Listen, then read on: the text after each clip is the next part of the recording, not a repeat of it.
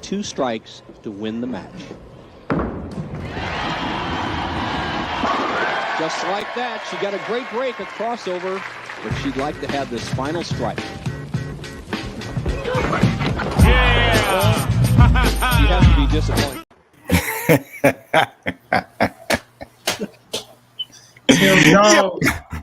I played the wrong video. I was supposed to play the goddamn intro and shit. God. Oh God. Tiger, you Tim Dog. Huh? I said Tiger. Oh, Tim Dog joint. Yeah. All right. Let me rewind.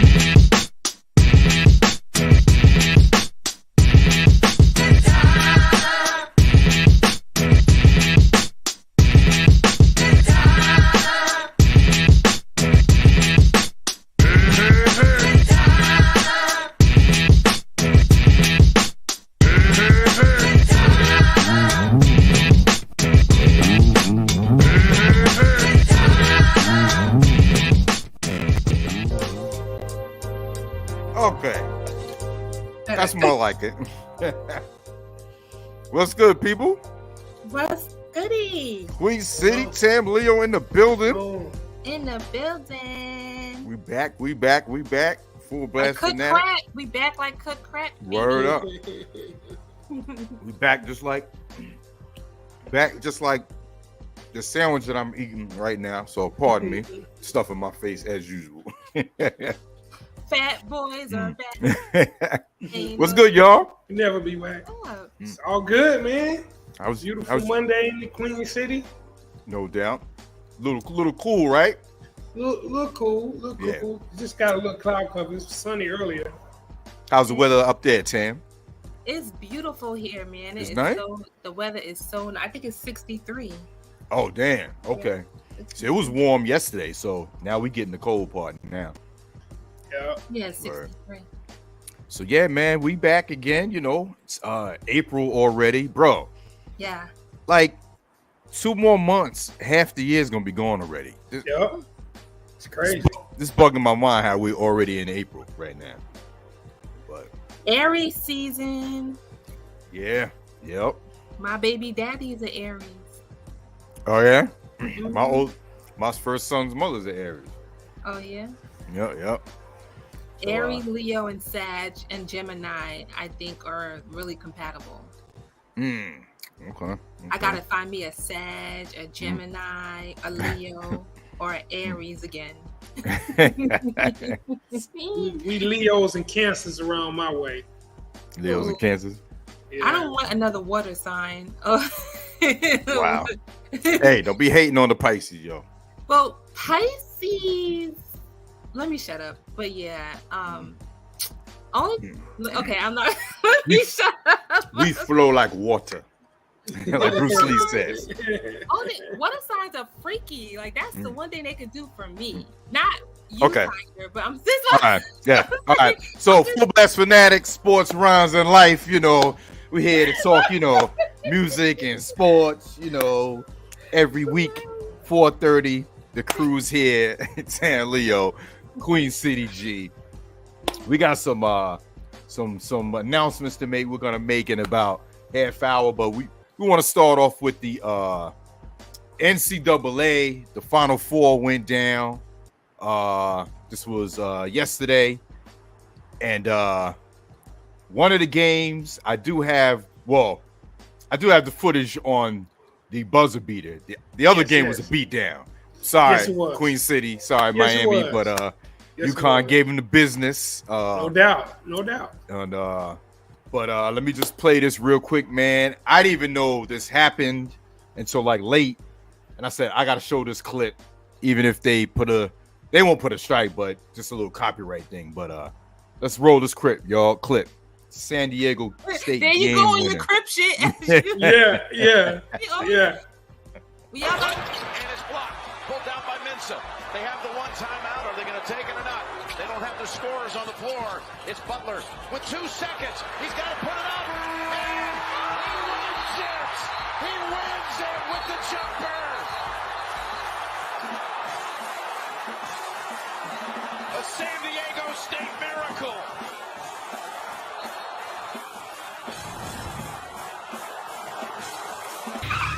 He gonna cry in the car. Wait, before we continue, Queen City. Yes. First off, I just want to say, fuck Best Buy. They Yeah. got the motherfucking canned greens on sale. Take the meat. Put the meat on sale. Ain't no All right. cane beans. Ain't no cane beans, man. You don't get food stamps on it. And Tiger, why the fuck is you looking at me like that? Yes, I said it and I say it again. Fuck Best Buy. Will you please give them context on what you're talking about? You just came on just talking crazy. You got to give context on what you're talking Oh, about. Tim, they had me dead. I'm They had me Queen so City dead, laughing. man. Oh my Oh God, my let me see God. if I can find it. That is the funniest Tiger, shit. you can't play that though, can you? Oh No, my- nah. I just want her to give context on what she's talking about. I can find it. Oh No. my God. Just tell them what you're talking about, what you put in the chat, because you can't play it.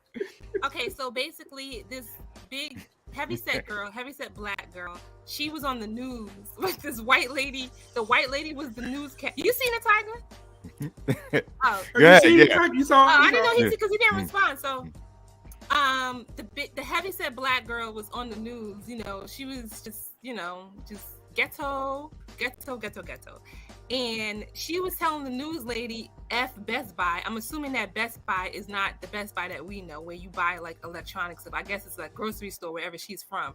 And she was saying how they're gonna have canned beans and green beans and stuff on sale, but they won't put the meat on sale. And the way she was like, take the meat, put the meat on sale. And then she was like, and she was telling the white lady just kept looking at her. She was just looking at her like. Yeah, I said it. The black girl was like, and why the fuck is you looking at me like that? Yes, I say it, and I say it again. Fuck this fuck, yo.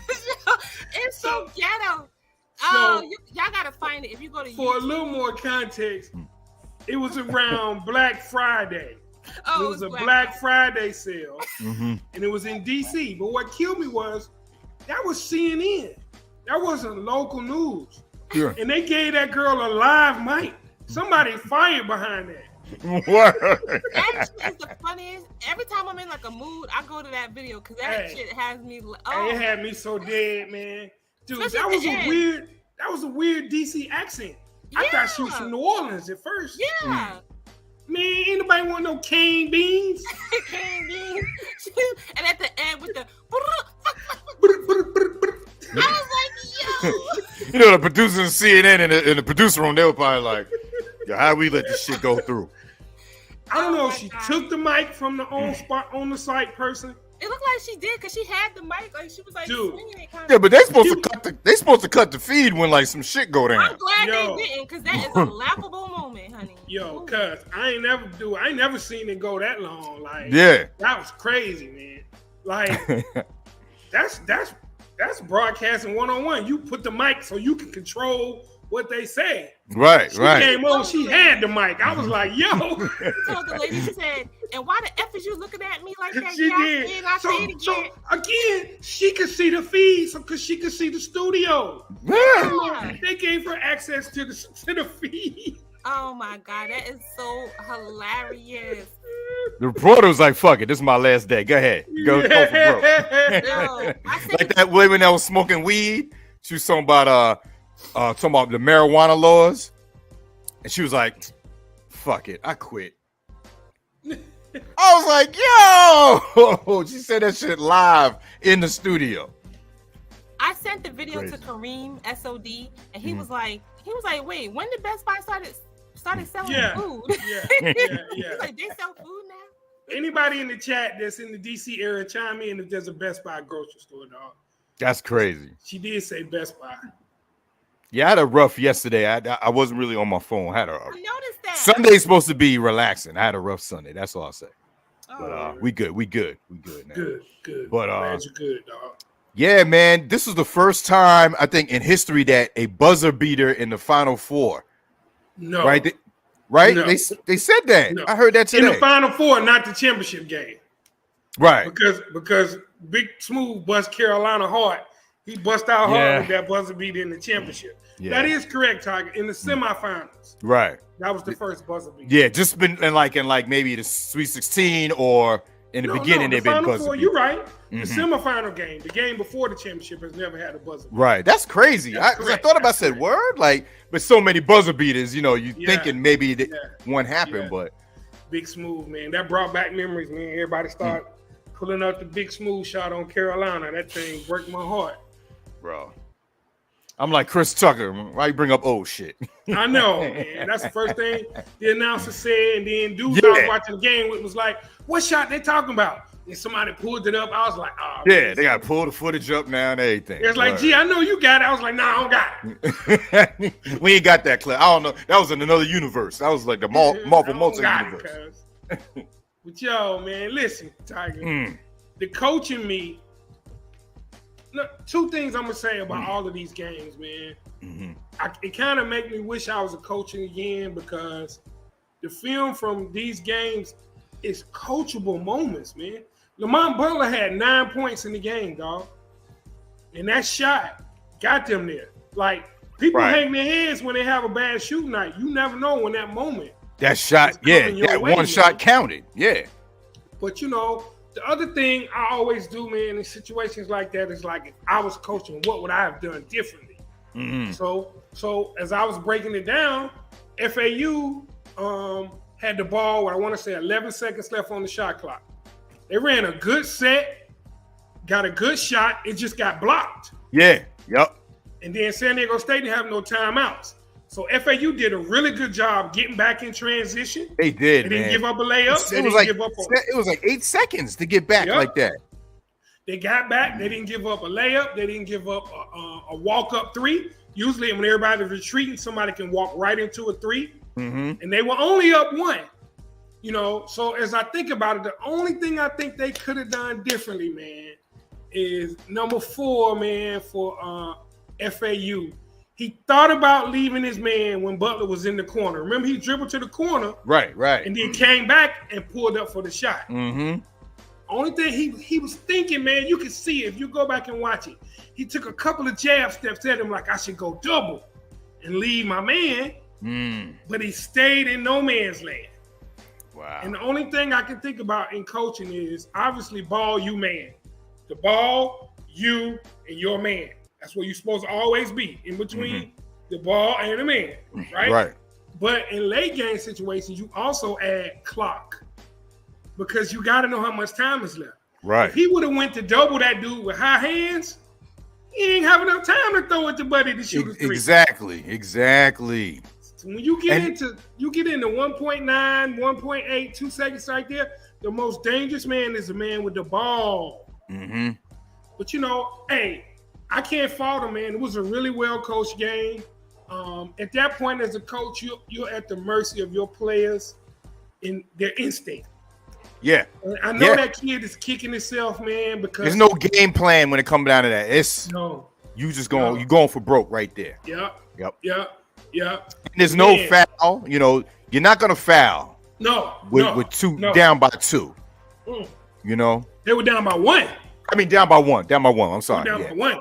Yeah. So that 3, I'm going with high hands to double that cat, and he gonna have to throw it out there, but he gonna have to get it off. I don't think we have time to get off a 3. Right.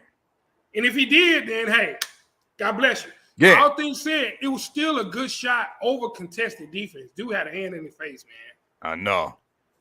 It's just good play, man. But I saw that kid, man. He was in no man's land, man. He took 2 jabs. Like, should I go double this cat? Yeah, he second guessed it. Lead this cat. Ah, man, that's gonna stick with him for a minute. Yeah, that's why he's gonna cry in the car. But yeah, man, dope game, man. And obviously after that game, the beatdown UConn put on Miami 72-59. They advanced to the championship game tonight for San Diego State, man. Huskies won every game by 15 points. No doubt. UConn led Adama led UConn with 21 and 10 boards. And Isaiah Wong led the Canes with 15. Yeah, man. Yeah, man. Dude, UConn's just too big, too strong inside. Now, Tim, I got a lot of alleys I'm throwing today. So I need you to have your radar on. Today's show is full of alleys. Yeah. So I mean Kobe to Shaq. You got to be ready. All right. But I mean, they just had the length, man, and 2 deep. Dude, when they 7-foot center hit 2 threes right off the bat, Sanogo hit those 2 threes. I was like, yo, man. Yeah. And then Miami missed too many close shots, man. They missed a total of 15 layups and shots within 2 to 3 feet, man. And most of it was because they were struggling to make layups over length. Right, because they're too big. You got 2 7-footers, man. Mm-hmm. They just make it tough, man. But I'm proud of the Canes, though, man. I wanted them to win, man.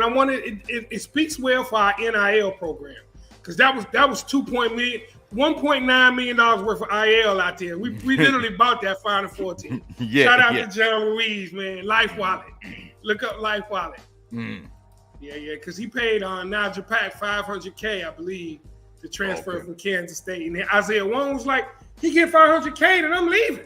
John was like, I got you. I'm going to give you $500K too. So I need that NIL success to transfer over to the football squad. We tried to buy a quarterback, and then he ended up going to Florida and ended up at Arizona State. So we'll see. But shout out to the Canes, man. I wanted them to have some respect on the yard, make the football team hold the door for them a little bit. No doubt. And tonight, I mean, who don't have UConn winning? You know what I'm saying? Yeah. It's gonna be San Diego State's have to play during their perfect game to pull that off. But crazy things have happened. Yeah. We'll see. Okay, Queen City, you said you wanted me to be on my A game because of what? It's a lot of alley-oops coming your way in today's show. So you just need to keep your ears open. Like pause type stuff? Like pause? Let's see. We're supposed to be talking in code. Oh. Y'all, wait. So I had paid this lady on Facebook, Messenger, to do my resume over for me, right? I wanted her just to add some specific things on there, right? So she wasn't, in the beginning, she was answering me, telling me how much it was and if she could have it done by today, whatever. And then once I sent the money, she stopped answering me. So I automatically, with my anxiety, thinking the worst, I thought she scammed me. So I started cursing her out. I was like, you mother effing black bitch. And I was like, you black bitch, you scammed me. You got me. I was like, I hope that $20 is worth it, you bum bitch. I was going off on her, right? Next thing I know, she responds to all these cursed out messages that I sent her. She responds with laughy faces. And then she said, damn, why I gotta be a black bitch? She was like, I was like, oh, I thought you scammed me. She was like, oh, I understand. She said, but no need to call me out my name like that. Oh my God, y'all. I felt so bad because when I go off, I go off. You know, there's really no stopping me. There's really no calming me down. I felt so bad. I was going off, y'all. It was terrible. Hey, you know, live and you learn too. I got to chill. Yeah. So, Scams are real though. Scams are real. Yeah, I had to walk my daughter through her first case of scam. Somebody was a DoorDash charge on her card. I was showing her how to recoup the money and everything. Yeah. It's a life lesson. It happened. I got scammed for $500 before. Oh no, she didn't get hit that much. I wanted somebody to make a wig for me, and she had really nice pictures on her Instagram page. Tiger always be laughing before I can get the story up. She had really nice pictures, right? So I should have known it was too good to be true because I said, how much is she told me the wig was like $500 or something like that, with free shipping and handling. That don't usually happen, but I was just like, it was just so nice. I was like, I want it. So cashed out to the money, and then there you go, another song. Yeah. Yeah, sure. I think like 2 weeks went by and I hadn't heard from her, like if she shipped it out or not. So I tried to go back to my Instagram, like my DMs, to go back to the message, to our conversation. I was blocked, right? So I went to my other page. I have a couple of other Instagram pages. I went to that one and I wasn't blocked because you don't know those other pages. I was like, hey, you bum, you scammed me or whatever. I was going off on her too. But I really was scammed on that one because she blocked me, my other page too. And then I had my friend, my manager at the time, my friend, I had her send her messages. She started blocking my friend. It was crazy. Yeah, man, you gotta watch out for that shit. That shit is getting worse. They got like news articles about like you get texts. I be getting texts from people I don't know, and they be like, hey Joanna, are you coming by today? And you respond like, no, this ain't whatever, Joanna. For some reason, like if you respond, it's like a computer code that you're however you're responding, whatever they're using to hack is like a entryway into your phone. Like that's the worm. That's the worm. Yeah. It's like the worm. Yeah. So don't even respond. Just hit. Don't respond. Jump. Delete it. Delete it. I also get the other emails.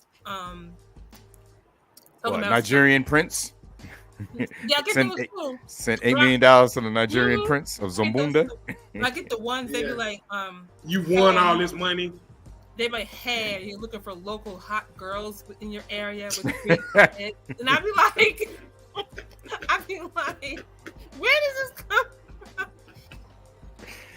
All right. Speaking of girls, segue. The women's Final Four recap went down. I don't know why this does that. I got that. Okay. I got to scroll it. So this was the Final Four, LSU versus Virginia Tech. LSU rallies, reached their first title game, beating them 79-72. Alexis Morris had 27. Angel Reese had 24 and 12 rebounds. Then we had Iowa versus South Carolina. Iowa ended South Carolina's undefeated season with a 77-73 upset behind Caitlin Clark's 41 points, 8 assists, and 6 rebounds. She went off in that game. She really did. Word. She really did. Man, women's basketball, man, that was really good ball. I watched all of those games, man. Mm-hmm. Both Final Four games and the championship from wire to wire, dog. I mean, I put NBA on little screen for that. Right. And it was worth it. Right. That Virginia Tech game was really good too, man. Shout out to Brooks, man. Coach Brooks, Virginia Tech. Black dude, man. Just cut his teeth in women's coaching. He had Virginia Tech playing really good, but Alexis Morris took over in that first game. Mm-hmm. Of course, shout out to Angel Reese, a.k.a. Bayou Barbie, the double-double queen. Mm-hmm. 33 double-doubles this season, dog. Whoa. Record. Like she had one game. Oh, we're going to get to it. We're going to get to it. Yep. Oh, I'm all She had one game. She didn't have a double-double in all season. Like, And she got Beast. handles at 6'3". She can face up, and go around girls, man. Mm-hmm. But the Iowa South Carolina game, man. Caitlin Clark had a great game, man. But I was a little disappointed with Dawn Staley, man. I had to put on my coaching lens because Iowa's strategy was to pack the paint on Aaliyah Boston, South Carolina center, player of the year. And they just left all of their perimeter players wide open. I know y'all seen it. That's where the disrespect started. Because Caitlin Clark was guarding Johnson, one of the guards for LSU, Tiger. The girl, for South Carolina. The girl for South Carolina was at the three-point line. Caitlin Clark supposed to be guarding her. She was in the paint in the restricted area with one arm on Aaliyah Boston helping double and just did like this. Like, forget her. And to Johnson's credit, she ended up going 3 for 6 from the three-point line. But she didn't have to shoot the three. She could have dribbled in, took the mid-range. Right. She could have dribbled all the way inside the free throw line. That's how far off they were playing, man. And Dawn Staley let them rock with that the whole first half, man. Why didn't you adjust it? Yeah. Oh, man, I was really disappointed, man. And I hate that it put Johnson in that position because the first three she shot was a brick. It was in her head. Like, dang, they leave me this open. But you don't have to shoot the three. You don't have to shoot the three, exactly. She could have dribbled to the lane. They were going to have to come out at some point. You're not just going to let her dribble up and shoot an 8-footer. Then maybe dish it off. Yep. Man, I was really disappointed, man. And then another thing, toward the end of the game, when they needed to foul, oh my God, they're showing Wembanyama highlights. Jesus Christ. Oh my God. Anyway, toward the end of the game, when they needed to foul, man, you don't put anybody on the inbounds passer. You put 2 people on Caitlin Clark. She shoot 90%. You do not let her get the ball, dog. Right. She's 6 straight free throws to ice the game. I'm like, no, it's too easy for her to get the ball. Why are you guarding the inbounds passer? But shout out to Dawn Staley. She a GOAT, man. But man, I was really disappointed, man. And then I think that lit a fire under LSU because they were like, South Carolina, that's our girls. That's my SEC cohort. Like, y'all ain't gonna disrespect them like that. Leave us open like that. Yeah. And see what happens. Yep. And that's a segue to the championship game. Yep. And we saw what happened, man. LSU takes down Iowa, beat down 102-85, winning their first national championship in women's basketball. The 102 score was an NCAA record also for the most points scored in a championship game. Angel Reese was named Final Four MVP, 15 points, 10 boards, and 5 assists. LSU had 3 20-point scores. Alexis Morris had 21 and 9. LaDasia Williams added 20, and Jasmine Carlson had 22 off the bench with 21 coming in the first half, going 5 from 6 from the 3-point line, y'all. They just mashed on them, man. Yes. Mashed on them. And Kim Monkey said, if they play that defense on us, we gonna bust them with these threes in their mouth. Like, dude, the Jazz. See, I told you. The Jasmine Carson girl, though, man, that's another coaching moment. She fell out of the starting lineup, have been struggling all tournament long, and then bam, they get 3 people in foul trouble, and she has to come in, and she goes 5 for 6 from 3, including a bank shot 3 to end the half to put them up by 17. Like, dude. And then at the post game, she said, I stay ready so I don't have to get ready. That's a message for anybody that's coming off the bench and complaining about your playing time and all that. Dude. We say that about when we holding. Stay ready, so you got to get ready. Most definitely. You know what I mean? And obviously, you know, after the game, all this bullshit, hypocritical narratives behind Caitlin Clark doing this shit, and then Reese did it. Now everyone's complaining. You know what I'm saying? thug, ghetto, unprofessional. But when she did it, oh, no one said a fucking word, right? No one said a fucking word. Exactly. When you know what I mean? Yayo did it, it was like, I don't love hoes. I'm chasing them. You know what I'm saying? Like, yo, that shit really got me heated. And everyone talking about it, too. Yes. Stephen A was talking about it. Yeah, man. Because it's absolutely right. But Tiger, it's not only hypocrisy versus a black athlete and a female. Females in general. Like, Steph Curry did the point at the ring. Mm-hmm. That wasn't disgraceful. Right. He walked around in Boston face after he did the night 3. Men are never looked at in that light. Never. And then, you know, for Kelly Clark to do it, and she talked trash. She talked more trash.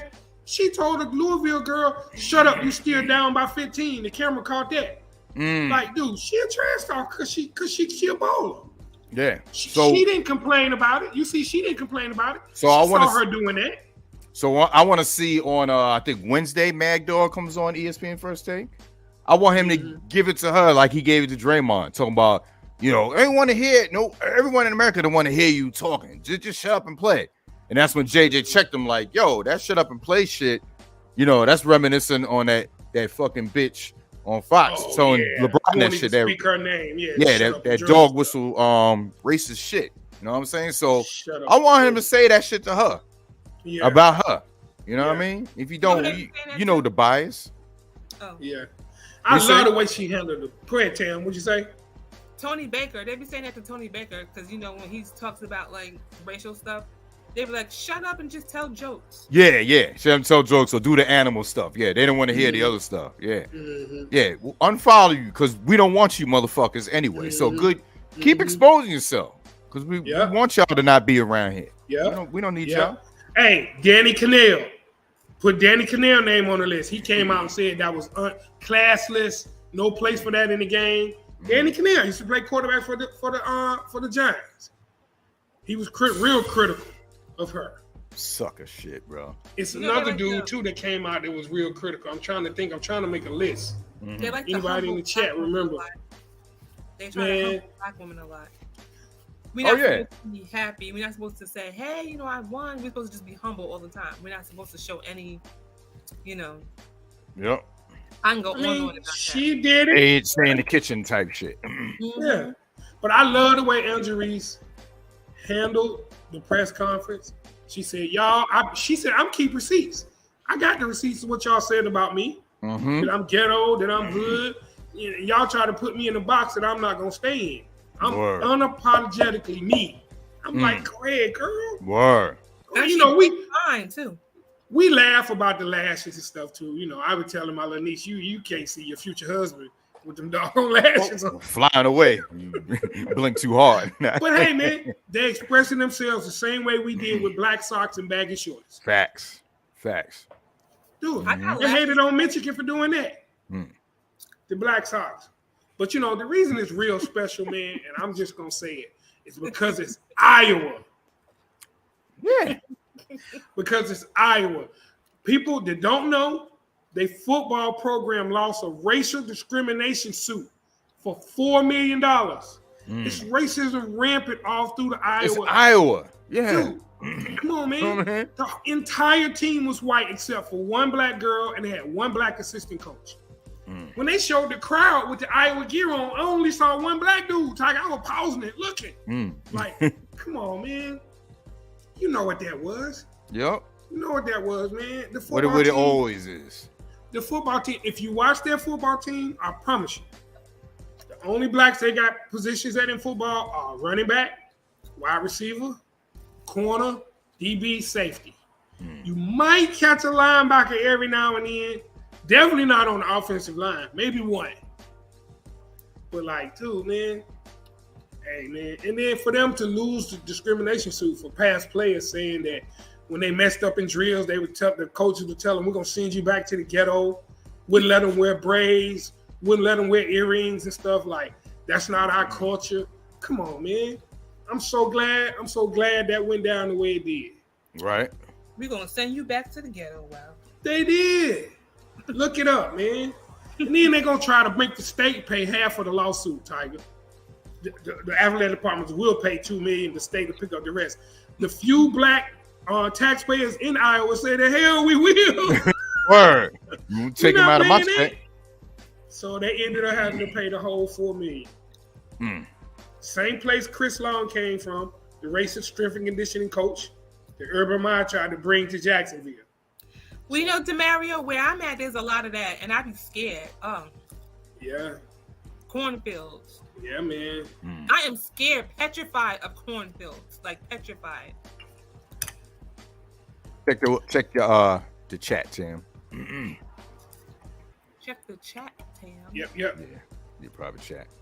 Yeah, man. So, yeah, man. Yo, big up to LSU, man. Big up to Reese. You know what I mean? Like, big win. You saw that knucklehead. What's the name, man? From Louisiana. Yo, come on, man. You know what I'm talking about? Lil Boosie. He cutting the net. Boosie. He cutting the nets down like he won. yeah. Lil Boosie and Wayne ride hard for LSU. Yeah. He a trip. Shout out though, man, to those Bayou Bengals, man. Kim Mulkey can coach. She got the crazy wardrobe. Yeah. She got a dope story too, man. You got to put her in the top 3 all time in women's coaching. Now she got 4 rings. Gino Amarema at UConn got 11. Pat Summitt in Tennessee got 8, and now she got 4. So she passed Tara Vanderveer at Stanford. So shout out to Kim Mulkey and her crazy wardrobe. No doubt. Yeah, man. So yeah, I got an announcement to show. We want to do the trivia though to lead us out of NCAA news because it is a NCAA question, trivia question. You know what I'm saying?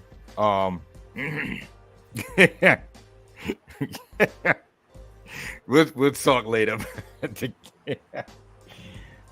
Sam, you a trip. Oh, what I did? Like, just you can just click stop cam, nigga. I know, but when I did that before, it took me out the whole show. Oh, nah. You probably put something different. That's all. We'll figure. Studio, yeah. Oh, maybe that's don't do a lead studio. Yeah. Oh, Lord. Yo, something wrong with me. All right, so am I go? Yeah, man. March Madness, let's go. All right. Yo, so, Boulevard, thank you, man. Word. All right. You know what? That was inspired by. Yeah, man. We're gonna talk about that. And it's the NBA trivia question, right? March Madness. March Madness. Oh shoot. There I go, lost again. Yeah. Never fails. Well, big up to the chat, man. DeMario in the building. Chris, salute. Yeah. Everyone else. NFL trivia question? March Madness. Oh. See my short attention span? That quick, I forgot. Yeah. Rio, Chris, Friends. Salute, Friends Fuller, salute. Friends Fuller. Oh my God. I don't think my printer printed it out. Let me go to the email. Sorry, y'all. It's all right. All right, let me find you. So, yo, also, man, are they changing any rule changes for the NCAA going forward next year? Besides the, So one of the things they've been tossing around for a long time is getting rid of the possession arrow and going to a jump ball. I've been praying that they would do that. That's in there every year, and they never change it. But it's on the table again. I'm hoping that they do, man. That possession arrow, man. Like, come on, man. Jump ball. Anytime two people fighting over the ball, which way the arrow is pointing shouldn't determine. I know. The ball, man. I know. I don't see anything that says March Madness. All right, no worries. I know where I'll say it. Then you can do the other ones. No worries. So, March Madness trivia. There are 3 men who have won NCAA basketball titles as both a player and a coach. Can you name 2 of them? I'm only asking for 2. Only asking for 2. Yes, Chris, thank you. Yes, yesterday, the great Marvin Gaye's born day. I think it was April 1st. If I'm not mistaken. But yeah, I think he was born on April 1st. What's today? Yeah. Today's the 3rd, yeah. Yesterday or today. Yesterday or day before. Shout Happy out, birthday man. to the legend, man. Legend. Yeah, man. Legend. Like Raekwon said at the end of that verse, man. How can a father kill his own son? Exactly. Word. Exactly. Yeah, that Marvin cut is hard. Yeah, that's some joint right there. Shout out to CeeLo for lacing them vocals too. Yeah. He died April 1st. Okay, facts, Chris. Oh, he died. Yeah. Damn, my bad. Yeah, because Ray said his birthday in the track. Maybe the notes, maybe the March Madness for me is in the original notes or something, because I'm looking at the email and still don't see. Like, I didn't get the full notes or something. It's weird. I don't know. Yeah, no. When he sends the notes and he updates it, it gets automatically updated, so you don't have to keep sending a new email. Yeah. But for some reason, they're not. That part is not. Like, it's not there for me. All right. Good. No worries. So, Chris got one. Wooden. Yep. Chris got one. You got one, Chris. Mm-hmm. Oh no. He Bobby Knight as well. Now I see him. When I went to the original email, I see him now. It's weird. Yeah, he got both, right? Queen City? Chris? No. John Wooden, no. Oh, he just got one, right? Yeah. Bobby Knight. John Wooden is no. Yeah, Bobby Knight is correct. Yeah. 30 seconds. 30 seconds.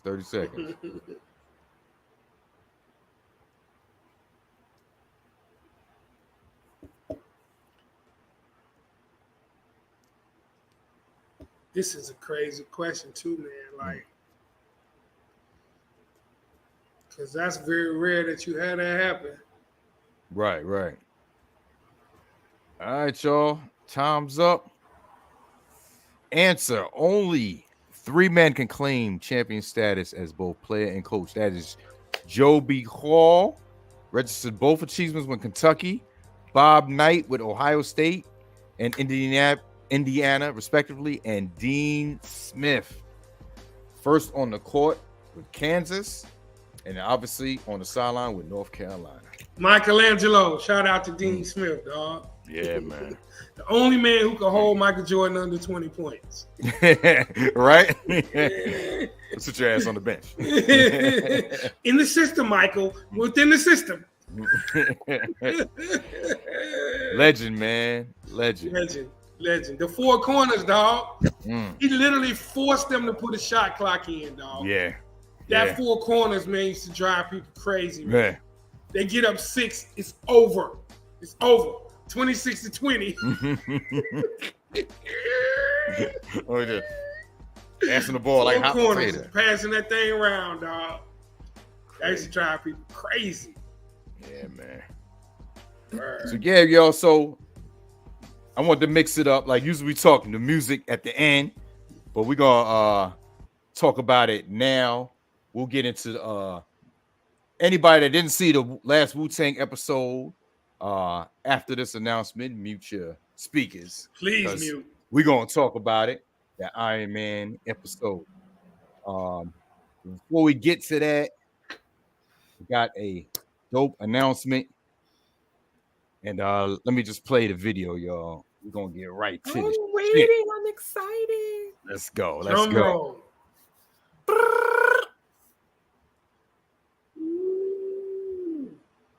Ooh.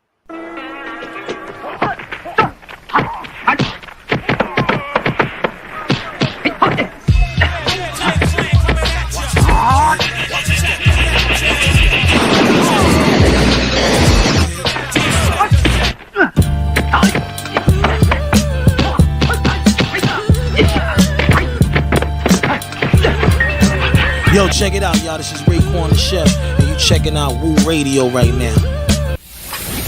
Yeah, yo, the resurrector, Abbott of the Wu-Tang Clan, right here live on Wu Radio. Support Wu-Tang, Wu Radio. Keep hip-hop alive. Hip-hop can't beat that, boy. Wu-Tang is forever. Resurrector, bong bong. Wu-Tang style. Oh. Yes, sir. Yo. DJ Tiger, I'm officially on Wu-Tang Radio starting next week.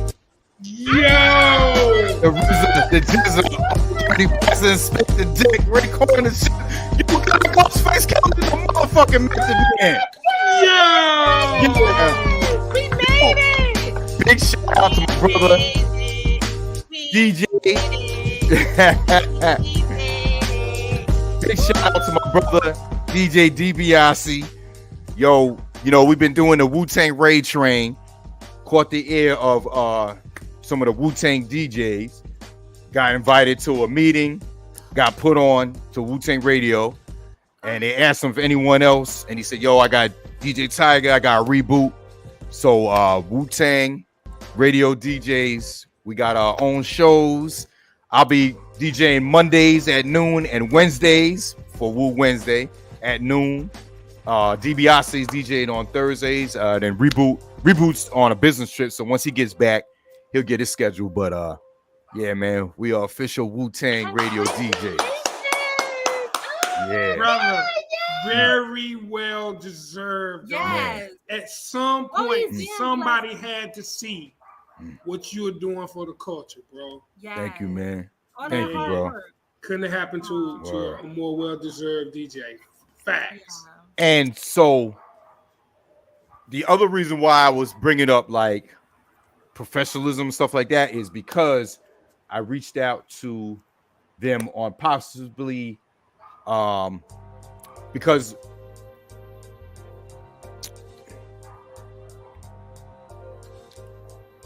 let me save it.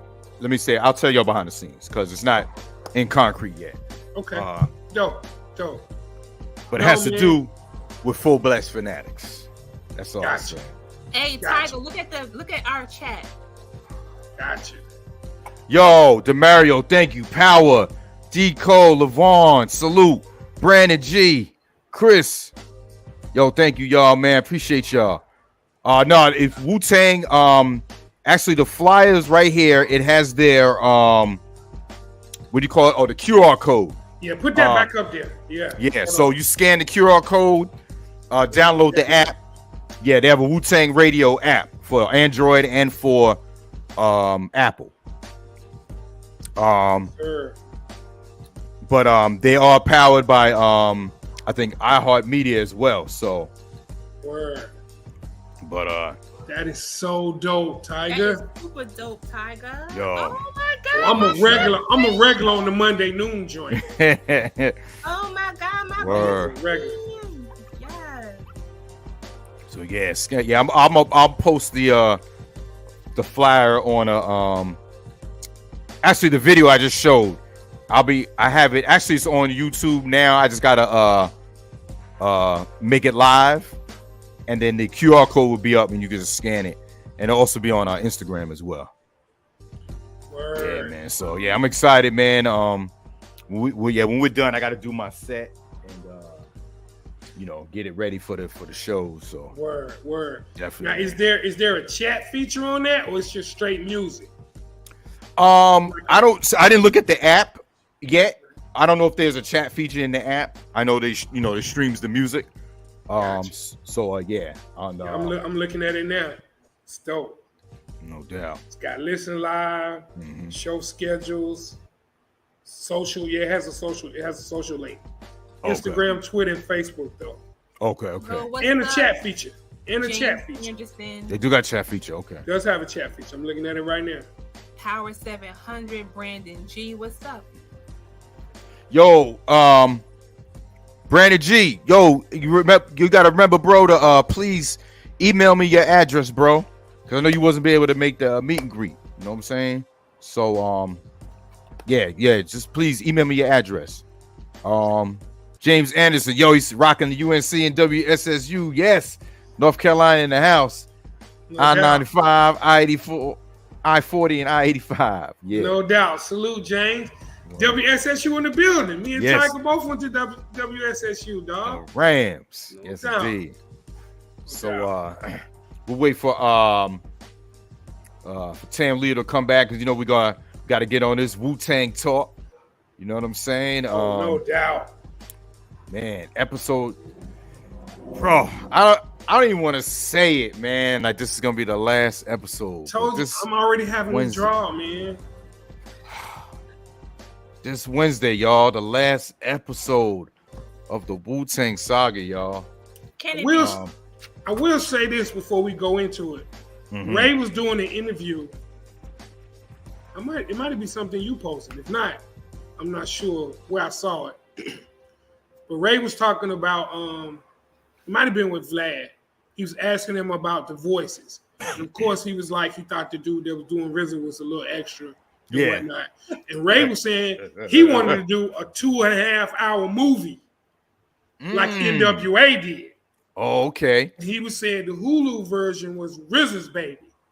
He was like, everybody gonna take it with a grain of salt. He's like, it's cool. I can sit down with my seed and watch it because it's not as raw as a 2.5 hour movie. Word.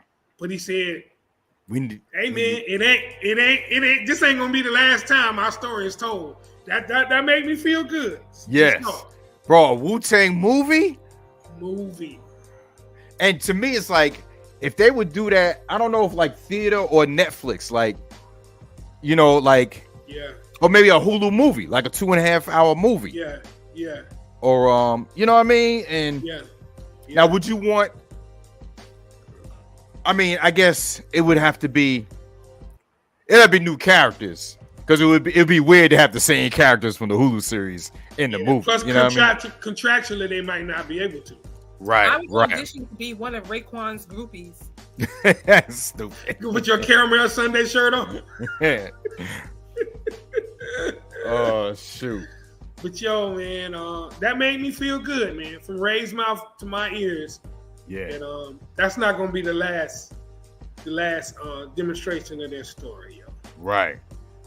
Crazy, man. He said he was moved by the NWA movie. He said after he saw that and after he wrote his book from Staircase to Stage, he was like, yo, this movie, we gotta do a movie. Yeah, got to, man. For the greats, like you said, we got NWA. We need a Public Enemy movie. Like we need a lot of movies for some dope, icons. Tell the story, man, so these young fucks will know the real story, man. Yeah. Yup. Speaking of stories, man. So in the making of making an Iron Man, you could say the last episode, the scene where Ghostface was with the Delphonics heading to the studio, and he was in the shootout. Now I went to Google it. I was like, "Yo, is this real?" And I forgot Ghostface told the story about him with the shootout with the Delphonics. Yo, how you get this shootout with the Delphonics? Oh my God! They in the back of me, 15 passenger. They just see me blowing at this nigga. You know what I mean? Because nigga was like in the front of me, in the front. The nigga, yo, listen, Ray. The nigga in the front, he playing games and shit. So he see me through the fucking rear view. So we in the whip, and I'm like, yo, I see the nigga smiling, looking through the rib. Shit. Yo, he's smiling at me like, yo, like that, like, yeah, nigga. Take him real slow. I'm like, oh, shit. So the car here, Delphonics in the back, 15 right past me. So I'm like, yo, this nigga playing games. Like, yo, and I had to join. So I'm like, I don't know. The nigga just kept on going slow, stopping. So we got to stop behind him. We right behind him. Like, yo, this nigga doing shit. As soon as he turned off the Osgood shit, like the Laurel shit, like, come down there, music. As soon as he made that turn, I just, windows back. Yo, I got the fucking van, yo. The van following us like in the back. Yo, check it out. They followed us in the room. The other shooting niggas, they turned around. Now they in back in the big van. Yo, racing through the project, down Bay Street, through all the shit. After a while, they turned off, I guess. I ain't see them when we got to the studio and shit. But I was like, yo, man, I'm worried about these niggas. You know what I mean? Like, yo, hold on, baby, we can't do the record. Yo, listen, man. Yo, you got them in the car. They was in the car, man. I'm telling you, yo. You got them in the car. Yo, and all they said was like, yo, that is the best shit I ever heard in my life. Crazy, yo. You think he hit any one of those people? Probably not. He probably didn't hit none of them, right? Nah, hell He ain't no. gonna say. He ain't gonna say. Yeah, that you know, too. He just kind of lightly said, "Doom, doom, doom." You know. Yeah. Hey, that's crazy, man. I saw that before we came on. I didn't know that was true. Like, you never know how much is dramatized. You know. Like, I didn't really know for sure if Ghost and RZA's sister dated for real, serious like that, and they did. Right. They did. I didn't know that. They got that son together. Yeah. Infinite. Mm-hmm. Wow. That was dope, man. That was dope. Yeah. Crazy. And they were like, so they was at the studio. He was like, man, I'm ready to get the fuck out of here. I'm ready to go. He's like, well, y'all want to go ahead and do y'all part first? He's like, yeah. He's like, yeah. Ooh. After the smoke, it's clear. Oh, my Oh, God. man. So, Classic. what about people? the part now? This shit went over my head. I don't know if it went over your head. I had said it to y'all in the chat. When they first went to the Macy's store and they saw they Wu wear in the window, and they were like, yo, they were all amped. So then later on, you know, Power's talking to Raekwon about, yo, if I shouldn't sell, I don't know if I should sell it. And Ray's like trying to, you know, like build with him, like, yo, man, this got to stay with the family, this and that. Talking. And he realized they're in front of the Macy's store again. He goes, oh, I guess we're in front of the store again, huh? And then he said, nigga started talking, he goes, well, nigga, you want to get out and take a picture in front of it? I fell out. Classic Ray, man. Shamik Moore is killing Ray, man. Yeah. Absolutely killing. Yes. I'm like, oh my God. But you right though, Tiger. When he looked and saw they were sitting there, he hadn't told him yet about the offer to sell it. He thought he was just taking them there again. It was like, hey, yeah. You hyping on this little window, ain't you? And Raekwon, he's so impatient, you know. He is, man. Oh man, He that what was up, funny. New Diggy in the building. Oh, New. So the announcement was I'm now part of Wu-Tang Radio, man. I'll be DJing my own Wu-Tang show Mondays and Wednesdays at noon. So download the app, man. I feel humbled and blessed, man. Appreciate everybody, y'all, that help just move the culture, man. Everybody, man, help move the culture, man. No doubt. Word up. No doubt. And then the other part of that announcement is that he is member number 12. After who? After Redman and who else? Nas, yeah. Yo, my brother Daryl, thank you, man. That's my brother, right, man. That's day one, man. Over 30 years, yo. Thank you, man. What's up? Elders in the building. Follow kid. Word. So, yo, there was another part though, man, that I was like, if that was me, I might not have been in Wu-Tang, because I might have got on that plane to Ohio and put that nigga in the dirt. Oh, I saw his moms with the bruises on her arms. Bro, I was like, and I wonder if that part was like something they put in or just something made for, you know.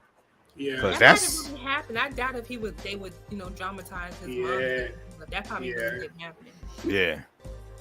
Well, I heard it. You see how she picked up on it. She was like, you know, he on parole, so he gonna get what's coming to him. Like, we're gonna do it this way, not the other way. So you guys concentrate on what you guys are doing, and don't do something else. Like, she basically told him, like, don't go ruin y'all careers because of what y'all doing.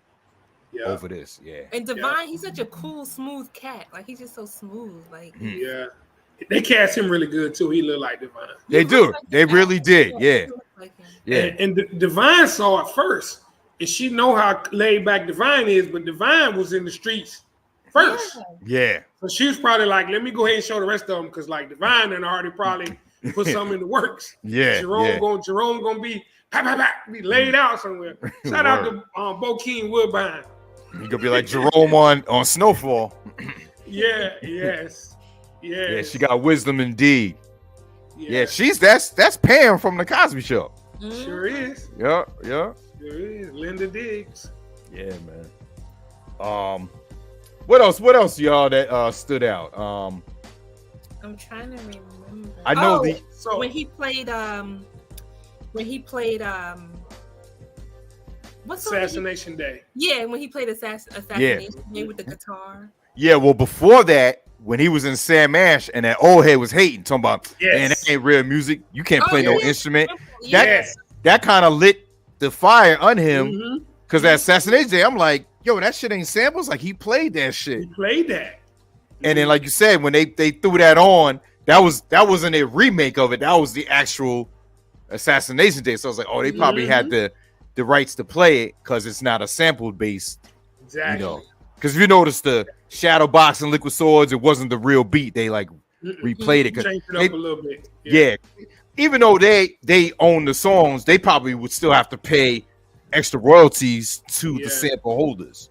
That's what I'm thinking. That's why they did. Yeah. And he said that. He was like, everybody I sample got their money, but he was like, but you can't play it though. That lit a fire under him. And then the sound changed after that. That's what things did occur, man. Yeah, for better or for worse, but it did change. True. I mean, the Wu-Tang Forever, you could tell, like, from that and 36. Like, completely. And even Iron Man and Supreme Clientele. Is a big difference. You know what I mean? But facts. To me, all four of those ones are classics in their own right. Like, even though, like he said, he really don't dig Iron Man just because of the turmoil he was going through. That's what kind of makes an album that music, because it's your turmoil and your heartache and everything you pouring out. It seemed like to me everything after, like the Wu-Tang Forever and Supreme Clientele, seems like those were more soulful. Like they was like more soulful type of rhythms. Like right. I don't know. How to well, and Ghostface had more for just his solo projects, but everyone else kind of straight away. Like they tried a different sounds with that Silver Rings dude that they shitted on in their documentary. Yeah, that shit, I ain't gonna lie, that shit was funny. When he was all sitting in the theater, he was like, "Yeah, man, fuck Silver Rings." And RZA was just like, he couldn't say nothing. He couldn't say nothing. He couldn't say nothing, man. Your man, like DMX, that's your man. That's your man. Yeah. But yo, hey, the best part of the whole episode to me, because I'm on that fashion Ghost Jesus piece he wearing when he pulled up in the Beamer, baby, and stepped out with the Jordans and had on the Golden Eagle bracelet, yo. The type of what was he wearing? I rewind that thing back like twice. I had to see to get out, man. Dude, you kill somebody with that shit. You hit somebody with that motherfucker. That evil wing go right to your goddamn esophagus. Now, there was a rumor that he had broke his wrist and he was using it like a cast. Did y'all heard that? Oh no, I didn't hear that one. I heard that too. Because it probably would. You notice it was over his whole forearm. Long as a motherfucker. It clamped on there. Wonder Woman arms. Ghost is intelligent. Yes. I showed that to my daughter. She said, "Is that an eagle?" I'm like, yes. And then I showed her a real picture. She was like, "Oh, they recreated that nice." I was like, yes. Sam, he's the original Golden Arms. Before you got. But man, that was classic Ghost. They so fly to meet them too. They fly. The only other thing, I don't remember Ghost wearing baseball caps like that. Maybe it's the way dude was wearing his. The old pictures, I got a few old pictures where it's like those real baseball hats, not like the one he had on though. I'm like, that hat wasn't crisp. The only thing about the outfit that wasn't all gold was that hat, man. Right. It just wasn't crisp enough. It's like, what is that? Well, I got that picture that I found when I was trying to find pictures. Matter of fact, I used one of them as a thumbnail. Oh, okay. No, I deleted it. My bad. But yeah, I know what you mean though. But Yeah. These are the real Delphonics right here. Yeah.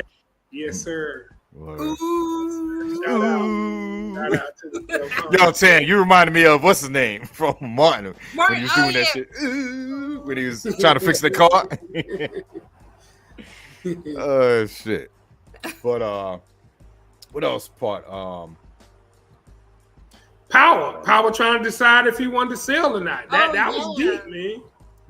Yeah, man. Don't give up the, you know what I mean, to the small hats. You know what I mean? Like, because they're gonna take it and then it'll be Wu-wear with, you know, bezels and freaking, you know, all type of weird shit stitched on that motherfucker. Yeah.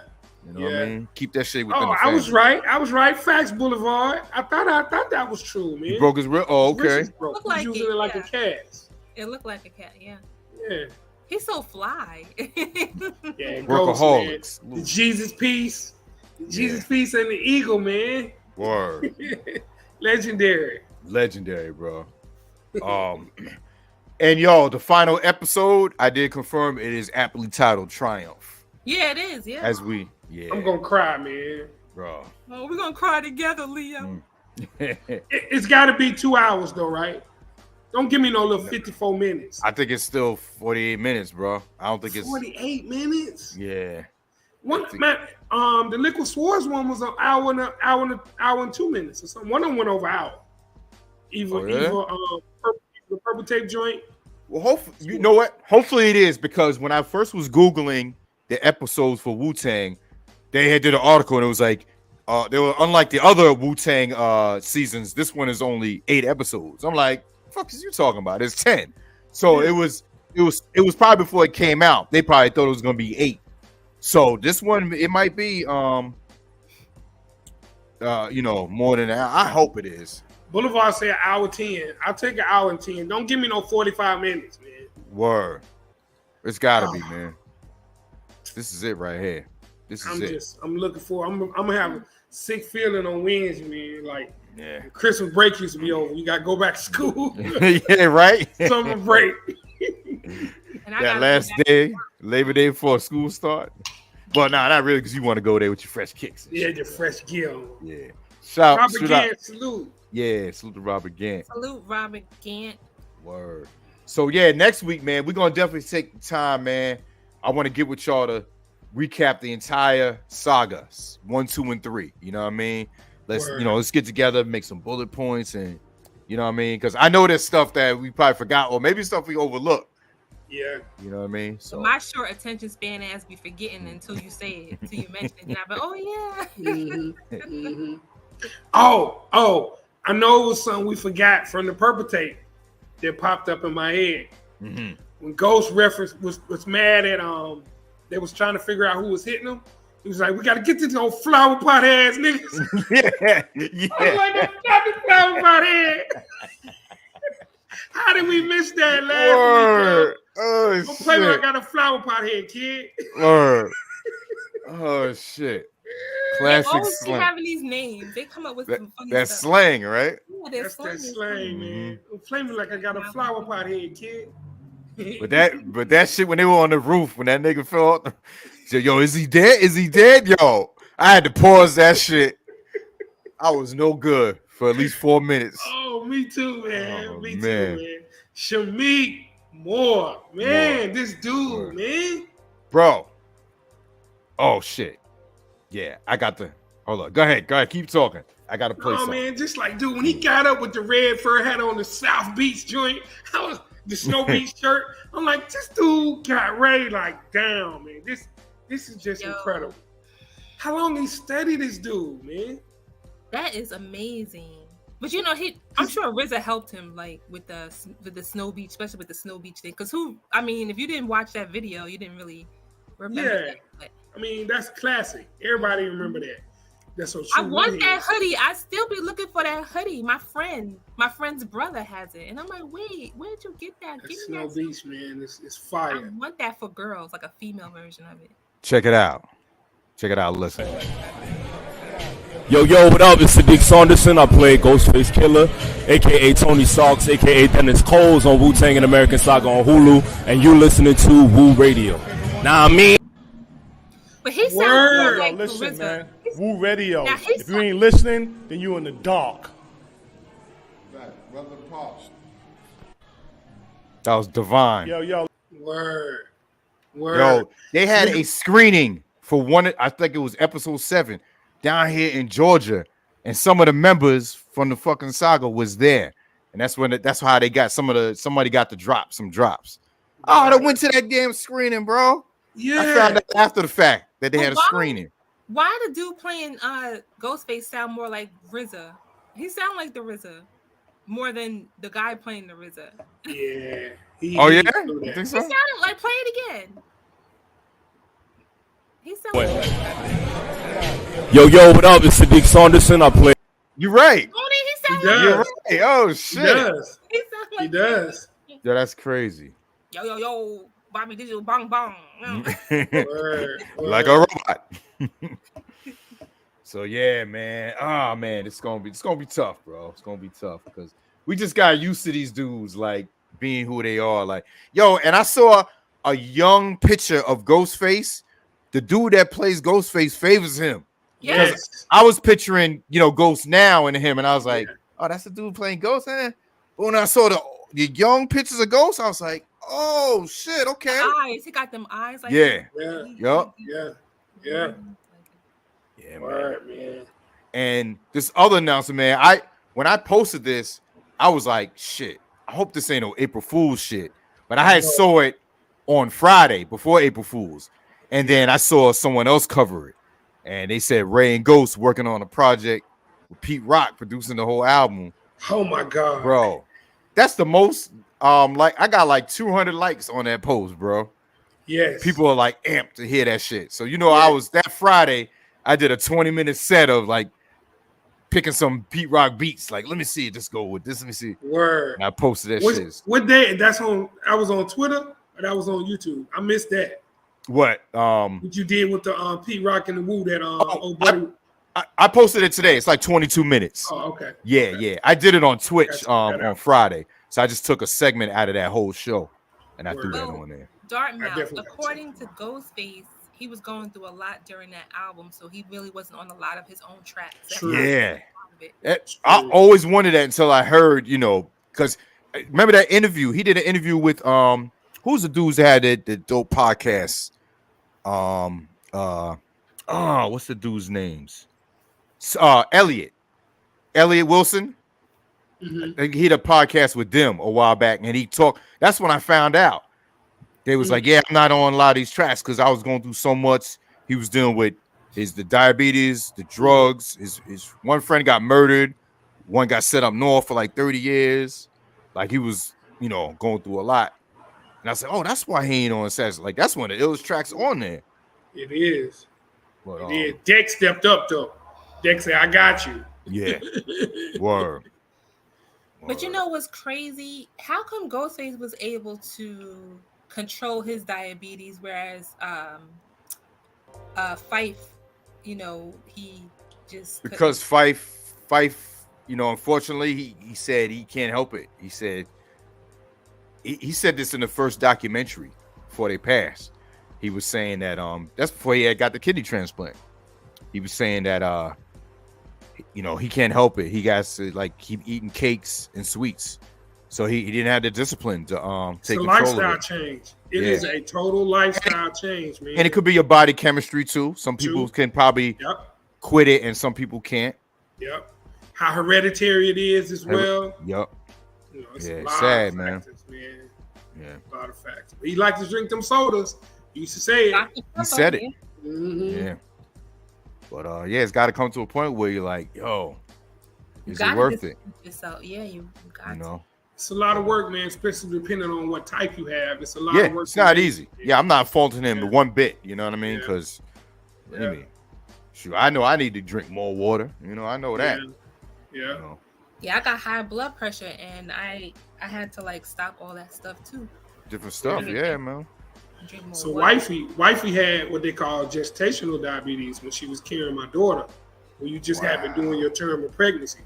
Man, shout out to her. She was so disciplined. She used to measure out how much chicken she could have. on these little scales and stuff. Okay. So that my daughter would form, Right. Yeah. Mad love and respect for her. Word Watching her up. go through that. While I'm over there, 2 pieces of chicken, crab legs, shrimp, fried fish. Right. She measuring her stuff out, dog.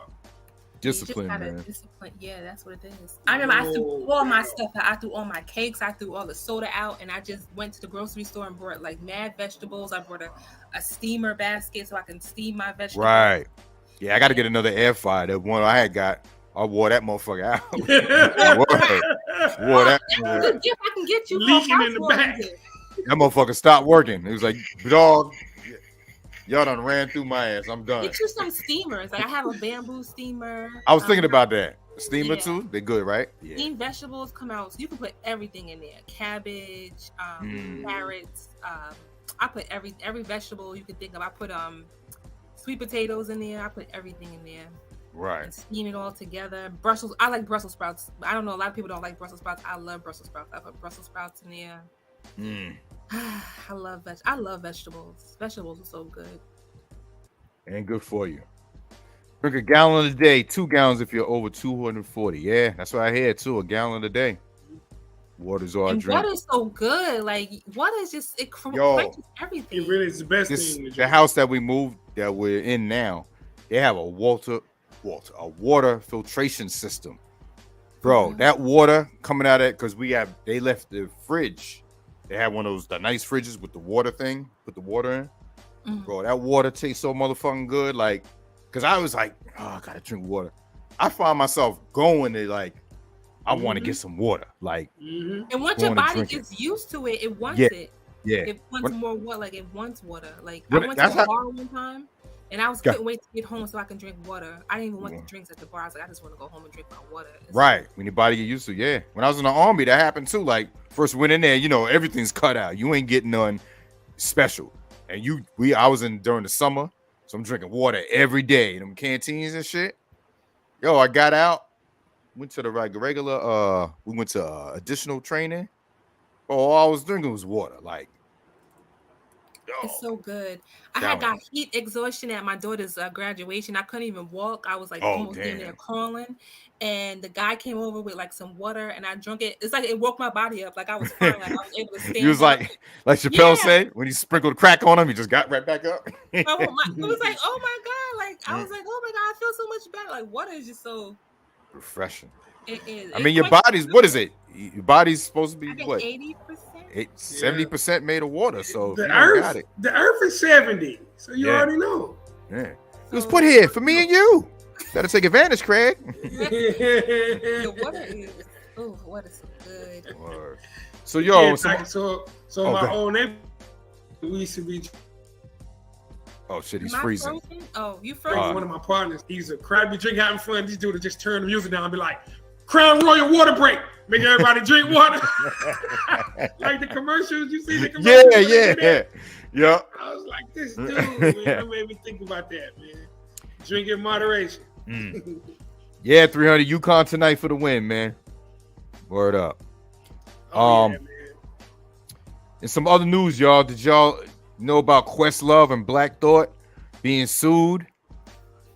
Oh man, so they're being sued it's a big lawsuit, Universal and Live Nation also, by the wife of the late bassist Leonard Hubbard, his widow, and the state out of money owed. So they're saying that they had started a corporation. And let me just read from here, man. This is from Up Rocks. Being accused of working together to scheme to defraud the estate of the band's late bassist Leonard Hubbard's widow and the state out of money owed. After forming Grand Negas Incorporated, NEGAZ, Grand Negas, bro. Like, why would you name your? What? I didn't know this was gonna have a funny element to it, but after forming Grand Negas Incorporated. Wait, don't say it again. to manage the band's business dealings in 93, a financial agreement was made to clearly state ownership percentages to ensure everyone knew their respective compensation. Thompson and Trotter, who is Questlove and Black Thought, took 37% of the stake's interest, while member rapper Malik Smart, who died in 2020, and Hubbard retained 17% each. However, in addition, the lawsuit claims Hubbard was to be granted 25% of the group's recording and publishing earnings, as well as a 33% stake in the band's touring performance. The lawsuit presented by his widow and the state is seeking restitution for property, money, and benefits that were not provided as outlined in the paperwork. They are requesting that the courts freeze the Roots trademark until a value can be determined. Hubbard departed from the group in 2007 to seek medical care after being diagnosed with blood cancer and died in 2021. Rest in power.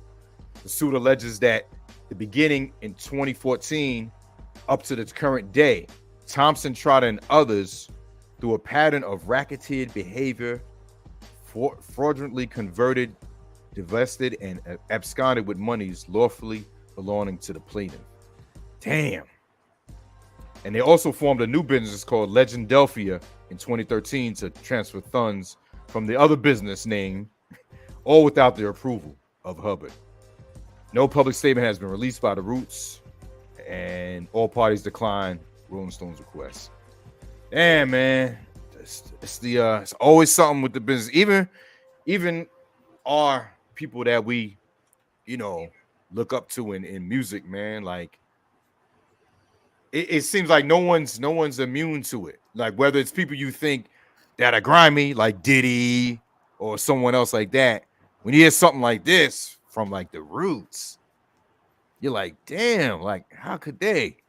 And I'm sure there's gonna be fuel for that Jaguar Wright chick to go in on them some more, even though I wasn't even paying attention to her in the first place. But I don't know, man. What do y'all think? Grand niggas. Them grand niggas.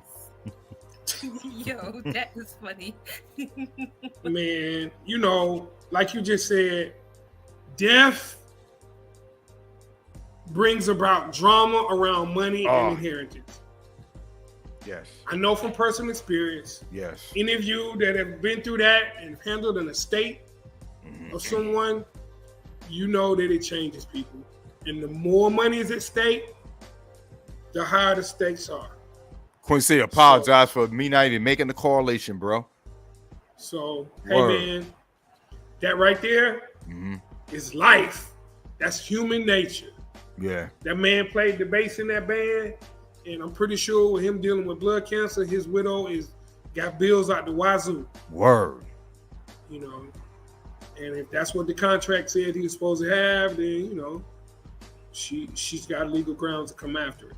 Now whether they don't feel that's an equal share, I don't know. But like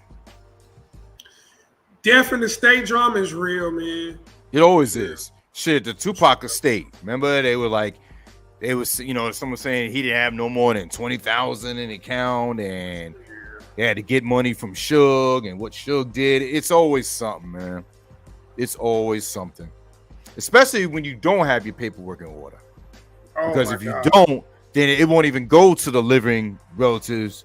Yes. It'll go to the state. Yes. So then you have to worry about them divvying out to people that should be owed to it. Get your paperwork in order, y'all.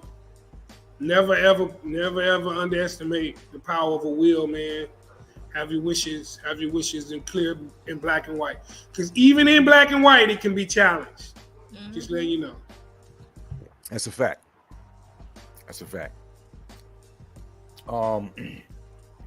Yeah, so on that note, anybody that didn't see Snowfall, mute your speakers because we're gonna get to the Snowfall recap. Man, I did catch up. Man, I was crazy. I was mad as hell because I had saw someone put an obituary of Jerome on the internet. I was like, you low down motherfuckers, man. Y'all can't keep shit to yourself. Yo, it was the day after the episode I saw the obituary, bro. Yeah. I was like, always want to be the first, man. There's always somebody want to be the first to show shit. Yeah. But you gotta give people the day after. Some people watch it the next morning. You know what I'm saying? You gotta wait till the day after. Yeah. But I just don't know. Like, there was no way Louis and Jerome were gonna come out of there alive. You already knew that. Yeah. Yeah. Yeah. If I was like watching it without knowing, I was like, one of them was gonna die. Yeah. One of them was gonna die. And I actually thought by watching it, I was like, wait, Louis gonna die too? But Kane, man, he branded her, man, for life, man. Louis, I don't know, man. She looked suicidal, man. Yeah. She looked suicidal, man. Suicidal or even more vindictive. Yeah. Well, until the funeral at the end of the episode when Franklin walked up to her and she was like, you know, why did you really save me? And when she told him, she was like, you really are the devil. And this nigga looked at her and was like, yeah, I am. Yeah, I am. Went off. I was like, you talk about feeling cold in the room, Tam? Hey, Franklin has just lost it. It's loosely based on Freeway Ricky Ross. It sure Very is. loosely based. Yeah. That's Yes. Snowfall, yeah. The CIA involvement with guns and drugs in LA, which is true. When they Bringing them from the war, from the Contras Yes. and Colombia and all Yes, yes. Dude, you hear stories, man, about people in LA that there were trains full of AKs. Just, you know, you have trains on the track and it just stalled right there. Yeah. During the height of the Bloods and Crips. Stall. Yeah. AKs, dog, with clips. Yeah. Like, just leave it right there. So they Yeah. kill each Just other. leave it for them so they can kill each other. Yeah, man. Crazy, man. Yeah, man. I was gonna touch on that too, Robert. Yeah, after we talk about I ain't gonna lie, bro. I want to see Franklin put a couple of slugs in Teddy's mug, bro. Yes. Because to me, he came off, you know, when he first started, like, I guess a nerdy type dude, and he just think he's so gangster or something. He does. Like he's so man. untouchable. Like, nigga, you don't even work for the government. Yeah. And you acting like you like really running shit. Like they killed you out. Yeah, if they murdered your ass, ain't nobody coming to you know, to help you. Ain't nobody vindicate you. Otis. Word. He got $73 million, man. You want to give that man his money, man. Word. $73 million. And they told him to say, yo, just give him this fucking money back, man. I can't Tomorrow, do that. no, that money is rightfully ours. How the fuck you figure that? Yeah. This dude, man, he got some balls, bro. Yeah, I want Teddy to go bad. But I'm nervous. I'm nervous that Louis gonna sell Franklin out to him though. Like, well, I mean, what can she really do? Because he know that he's after him and vice versa. You know what I mean? So, yeah, do you but mean the like location, a setup? Location. Okay. Yeah. Yeah. I mean, they don't know where each other are. That's why they threaten each other's. Now he threatened. He done killed his dad. You know, and then Franklin's family at risk now. Yeah. But you know, they killed Franklin's dad already. So that was eye for eye right there. Word. I mean, people forget about that. He killed Franklin's dad, even though he was gonna rat. And that's why Teddy did say, yo, like, that was revenge. Yes. When he killed his father. Because, you know, he really didn't give a fuck about his father, even though he's still mad he killed him. You know, you still didn't want, just like he didn't really want to see his aunt get murdered. That's why he called his uncle, regardless of all that bullshit that went down. He didn't want, you know, he really didn't want her to die. You know what I'm saying? Yeah. But Teddy said it. He was like, yo, that was revenge. Yeah, that wasn't like he just doing it. You know what I mean? Kind of like, yeah, I got to kind of eat that. Yeah. So. Yeah. Robert, again, I hope so. He said, I think she's going to help Franklin and set up Teddy. Yeah. We're going to see. She gonna side with one of them. She ain't got no choice because she going to meet with Teddy. Yeah. I think she gonna catch it too though. At the end. I don't know how many episodes are left, but I think she's gonna catch it too. I don't you know what I mean? Like, you know, and the spinoff. I don't understand the spinoff. It's gonna be Wanda taking care of the back clinic. To Africa? No, the clinic. We're gonna do the clinic. That's right. Yeah, like what? I don't understand. Like, where are they going with? Is it gonna be now? Someone said, is it gonna be like where they're gonna make it like a what's the name series? You know, one of the dopest series on HBO, The Wire, because of the addicts. You know, they might use the addicts, and then they'll kind of bring it to the streets, and then bring it to more drug dealers. You know what I mean? It might spin off into that. Because I don't see a series being just about a clinic, like for TV. South Central though, it's a lot they can work with out there. Yeah. Oh, Slick Nick in the building. Yes, y'all. Yo, congratulations. Slick Nick is the Fullblast Fanatics fantasy basketball champion. Slick Nick. Shout out to Slick Nick. Congrats, bro. Shout out to Slick. He beat me, 2,400 to 22,000 or something. Great moves all year, Nick. Yeah. Great management. Great pickups. And your research was impeccable, dog. Salute. And you didn't have Team 4 to trade with you every day.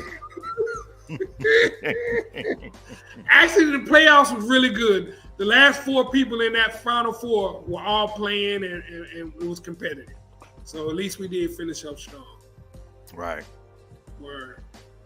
You know what kind of I respected too, man, of Snowfall, man, after the funeral, when what's the name was like, yo, to Leon. Remember Leon beat the shit out of him, kind of for Big D, for D. ownership of the projects. Like I was like, wait, this nigga gonna start some shit. But then he was like, yo, y'all let that dude have it that did that? And he was like, yeah, and he was like, respect. You know what I mean? It's kind of like an OG type shit, like all right, I'm not gonna fuck with you. Like, you got it.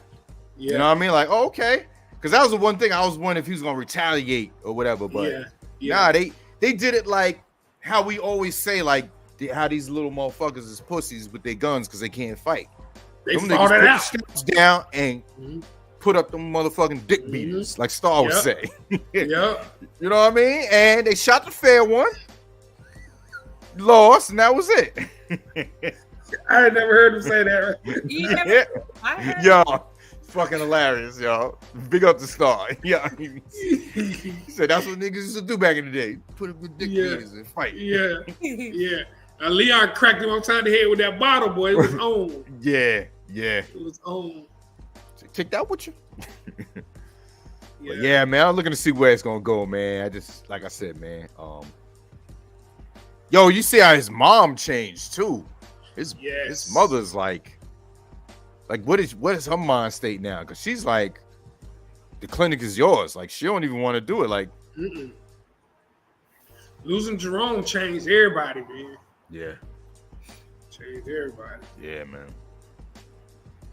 And damn, there's gonna be less Jericho juice sold too. Damn.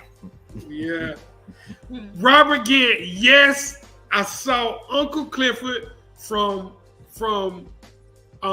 P Valley sitting at the doggone funeral. I was wondering if anybody else saw that, dog. Oh, no, I didn't see that. Dude, yes. Uncle Clifford is at the funeral, dog. You're going to have to go back and peep it. In full dress, too. You know how he do.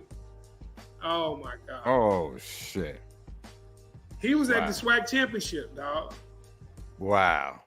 That's dope. Yeah, I'm going to have to go back. Uncle Clifford. Facts, Robert Gant. That was a little Easter egg. I saw him, though. Oh, man. Also, how about the shady funeral director, cuz? That came and got the body, cuz? What about the funeral director that came and got Jerome's body, cuz? Oh. Pulled that off with no police, no nothing. Oh, word. So, yeah, we'll take care of it. I was like, wait, where they bringing them? Then they panned out. I was like, oh, okay, that's a funeral. I was like, what the fuck? Yeah, that was kind of wild. That was kind of wild. You know, Louis wanted to say goodbye. She was like, it'll be a few days. Yeah. Hey, cuz that's them real Grim Reapers, man. Yeah. Y'all going Undertakers, boy. So, yo, we're gonna get to NBA updates. I know we don't talk about baseball a lot, but baseball did set off. There's been I heard all this uproar about Megan Stallion was out for the first pitch And I don't know what it was until I found the video. So here we go. Have been on their feet for about the last 40 minutes with the teams announced their opening day lineups and their entire rosters and the World Series trophies. Only God can give that woman the kind of joy she had right there.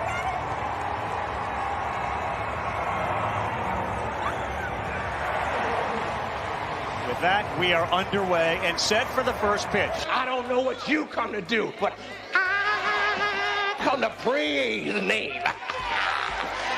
Lord, Lord.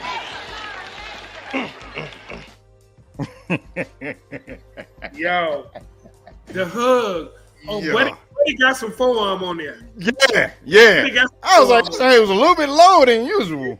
Yeah, he got some forearm on there for sure. I don't know one of her goddamn songs, but that WAP, dog. Unintended, but that WAP. Damn. Woo. Yeah. So, welcome nobody booed about the throw either. Nobody was speaking about how off target the throw was. Yeah, that shit was off as a motherfucker. Like, he was looking at that ass. Yeah, man. Yeah, crazy. So as we transition from there, you go to the NBA. A lot of NBA going on. Want to take this away, Queen City? Yes, sir. NBA talks. First thing I want to say is shout out to the NBA, man. They light years ahead of the NFL. They got another CBA agreement done. They can smoke weed. They got guaranteed money. They just finished adding on to the max that they can get to stay with the same team. 20% increase in max salaries. Man, come on, man. But it's just a few things I want to talk about. Like, you know, they've been talking about getting rid of the one and dones and letting cats come straight out of high school. They still ain't quite agreed to that yet. So the one and done era is still alive. You still got to be 2 years removed from high school. I mean, a year removed from high school to come into the draft. They also are capping. Now, this Golden State's not going to be happy about this. They're capping the spending of high payroll teams. So you know how you could just go over the luxury tax and just sign people? Like, that's how the Warriors have been able to keep all those players. But now they're capping the spending of high payroll teams at $17.5 million over the cap limit. So this year, if that was the case, they wouldn't have been able to sign DiVincenzo. They wouldn't have been able to bring back Gary Payton II. Like, so that is going to be something to watch. And I like that because they're trying to get parity. They're trying to think about the small. Have been on their feet. My bad. No, I'm going to stop. I stop. No, Tiger, you got to listen to that song she has. It's called Big Old Freak. That's my song. I love that song. I'm going to listen to it. Just because you said it, I'll listen to it. Big Old Freak. Big old freak. Big old skeet. Yeah, that's my shit. Oh man. Yo, shout out to 300. What up, 300? Demel said no more talk. No more talk. You see, I stopped. If he was playing it again, I was gonna stop. You was like me when I DJ, right? When I'm like, yo, is he frozen? Yo, word is born. I'm editing a video yesterday. I was trying to find a part of the video, and the music's playing, and I'm like this. And I'm like, why am I frozen like that? Then I saw moving again. I said, oh, this is what they be talking about. Yeah. I didn't know I'd be frozen like that. Yeah. You be mad still. Like. I just peeped it myself. So. Yes, but go ahead. Power 700 with the I'll Be Sure sample. Mm-hmm. Okay. And the other group, what's that group that what's his name was in with the little with the braids? Immature sample too. Oh yeah. Oh, in the same song. Mm-hmm. Oh, okay. I'll check it out. At least they sampling good music. That's a good thing. Word. But go ahead, Queen City. The other thing they addressed was load management. Oh yeah. Load management. Wait, is that? wait! I didn't hear low management. You said low. Load Oh. Load management. So there will be a 65 game minimum that you have to play in order to qualify for end of the year awards, like MVP, 6-man, scoring title. That way they're trying to curb load management. So I like hers with load that have load. The last thing, this is dope, Tiger. They are going forward with this in-season tournament, dog. This is gonna be crazy, man. So it's gonna be pool play games that are part of the regular season schedule, beginning in the month of November. 8 teams will advance to a single elimination tournament beginning in December. So the winner of those, the 2 teams that play in the championship of that tournament are going to play 83 games, but you get cash bonuses for winning that tournament. So it's basically a tournament within the season, dog, to kind of spark interest and bring eyes to the TV. Wow. Right around the time football season is ramping up for the playoffs. That's going to be bananas, dog. So instead of you just playing games to the playoffs, they switching it up in the middle of the season. A to tournament. just bring some new, fresh tournament. Yes. I like that. I like that. Scheduling they had already been moving towards in terms of, suppose the Knicks are playing Phoenix, and then they playing Sacramento, then they playing Golden State. Instead of traveling all over the place, playing series against the same team. You know what I'm saying? Play 3 games straight against them. You know what I'm saying? Right. They nixed that for this tournament, dog. Like 18. I'm still sure of which 8 teams it's gonna be. I don't know if it's the top 4 in East at the time going to this tournament, but it's an in-game tournament with single game elimination, dog. That's gonna be bananas. Wow. And the games count for the regular season. So that's another thing that's gonna discourage load management. Don't discourage the load management. So the last thing they're doing is adding more 2-way contracts. This would allow every team to carry 3 2-way players. We like 3 ways, though. We like 3 ways. Yeah. I'm simply giving you the facts of the CBA. Where'd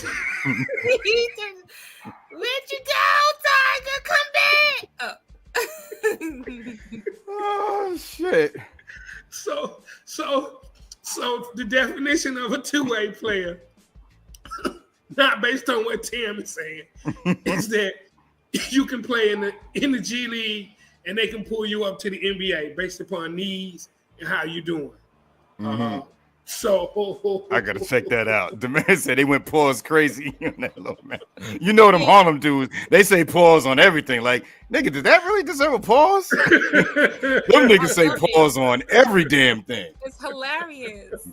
Especially Cameron, his facial expressions. Yeah. So, oh man. So that's good though. That's gonna give younger players a better chance, so they can carry another 2-way player on each roster. Right. Man, NBA, man, listen, man. Shout out to the NBA players, man. Everybody was mad because they sitting out game. I want them to get more guaranteed money, be able to control where they go, play on teams they want to play on. Like, come on, man. This is a different era, man. This is different, man. This is, this is what it is, man. Like, control your own future. This isn't weird cattle and you the slave owners, yo. Nah, man. Yeah, and that's what the NFL is doing. People are mad, about that. Like, oh, they're not being loyal to the team. What about the team being loyal to them? Because the second you get hurt or the second some change, they're gonna drop you in a heartbeat. But then when you want to leave, then you getting all the scrutiny. Fuck out of here. That's how all jobs, regular jobs, like that too. Yeah, they're the same way. Yep. Yeah, if you just bounce on them, they're gonna give you a bad whatever in your records. If you're almost leave 2 weeks, and they be like, "Oh no, you can leave now." Like, that's oh, what word. They did my last job. Yeah, you know what I'm saying. But they ain't scrutinized for that. But they'll scrutinize you if you do it. Mm-hmm. They can fire you on the spot. Yep. Yeah, man. Shout out to the NBA, man. NFL, like I tell y'all all along, man, as much as we love it, they're going to have to strike. Man, I had a real deep conversation with a couple of my partners about some stuff NFL players should be doing, man. Like, why are they not creating a rainy day fund for the strike that's prorated by everybody's salary, dog, through the Players Association, and invest it, or find a bank to just let it draw interest? Right. I mean, you got to plan for a strike against billionaires, man. Millionaires versus billionaires, they're going to outlast you. And you're going to have people crossing the strike line. The guy that plays special teams that's making league minimum, he going to cross. He going to cross, yeah. Unless there's a fund, man. They can start now. They should have been doing it 3 years ago. So I don't know, man. I'm just so disappointed, man, with the state of the NFL players, man. And like, this whole Lamar Jackson thing is over guaranteed money. Now, I'm really hoping that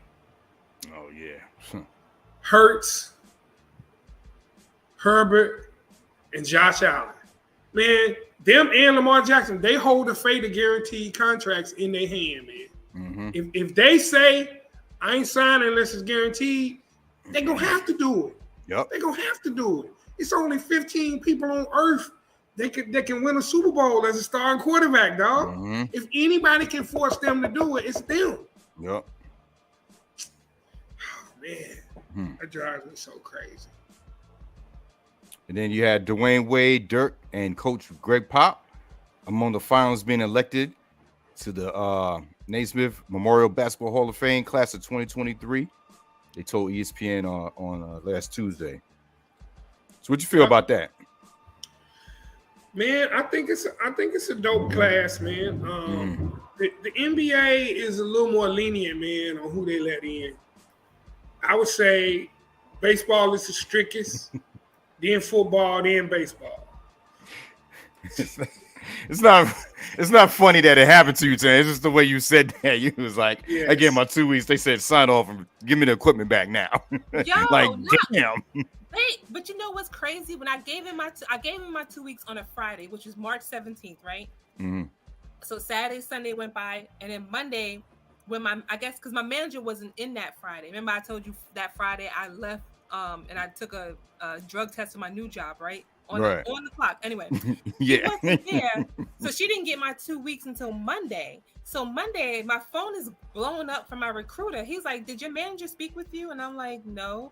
He's like, "Because they're telling me for you to sign off and return your equipment immediately." And I'm like, She didn't say anything to me. Yo, they signed me off the you know how like Microsoft Teams and stuff. They took me out of the group chat every day. I was like, damn, I can't even say bye to my coworkers. They was like, damn. Coworkers were like, is she dead? Hello, is she there? I said, I'm not returning the equipment until I'm ready, which is tomorrow. He was like, all right, no problem. I'm like, I'm not doing that right now. It's like 9 o'clock in the morning. Damn, they got rid of you with the quickness.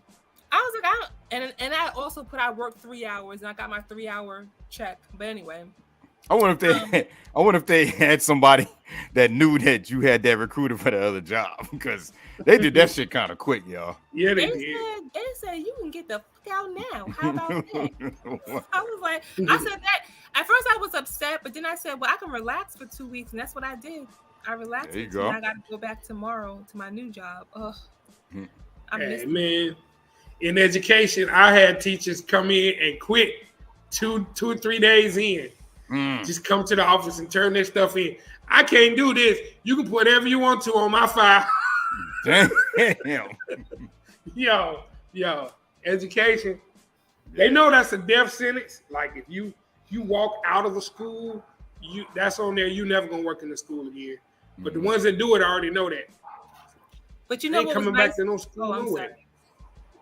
You know what was nice? What they did do though, I left my you know how your wireless mouse has like the thing in there that you put in the laptop or the computer, so you can have wireless. You know that thing. You know, right. This thing. Hold up. This thing. USB. Yeah, the USB. Mm-hmm. So I had that in the laptop, and I forgot to take it out, I guess. And my recruiter sent me a text. It was like, "Hey, they're saying that you left your USB in the laptop, so they want to just confirm your address so they can mail it to you." So the manager, she wrapped it up in like paper for me. She had like a little note in there in the envelope, and she was like, "You left your USB cable in the laptop. I just wanted to send it back to you." So that was nice for them to do that. Yeah, they could have just kept it or threw it out. Yeah, they could have. Word.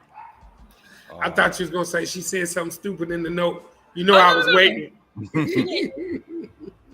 she ain't about to curse somebody else out. She was already unprofessional, but she didn't even talk to me like, "Hey, what's the reason for leaving?" And just straight up like tell her to return her equipment and my parking pass too, because he had to use a parking pass to get into the garage and stuff. It's like because I had to pay when I went in. You know, I was able to use my pass, but leaving I had to pay because I had to give them my parking pass. I had to pay $20. I was like, "What?" Yeah, it was $20. Oh hell no! I wouldn't have paid shit. I ran through that gate. Yeah, I would have went to jail. It wasn't worth it. It was like I paid a little $20, whatever. Yo, Quisa, you covered the next thing. I gotta let the dogs out. All right. You need me to help you? I'm just going through. We just did the Hall of Fame class, right? Oh, international stars: Paul Gasol and Tony Parker, and WNBA legend Becky Hammond also went in too. Next up, we just ran through some NBA news. Kevin Durant finally came back to make his home debut for the Suns. Tim, dude got hurt in pregame warmups. You know how the little guys sit under the basket, and when somebody falls on the floor and they sweat on the floor, they come out with the little mops. Oh, that's why they be doing that? Oh, I didn't know. Yeah. Well, in warm-ups, somebody didn't clean the floor. In warm-ups, he done slipped the field and got hurt. So they fired the little dude. I think they fired the little dude that was in charge of keeping the court dry. But anyway, Durant came back, had 16 points, 8 rebounds, and 4 assists. Steve Kerr is hopeful, and the Warriors are hopeful that Andrew Wiggins will return this season. Now, Tim, I don't know if you heard about this rumor about this guy. So he plays for Golden State, and he's been gone for about 2 months now. And they just listed as personal reasons. And a rumor came out on the net, I don't know how true it is, that he found out his wife was cheating on him with his best friend on Valentine's Day. This sounds like some drama for your mom. And hold on, and the 2 kids he was raising are by his best friend.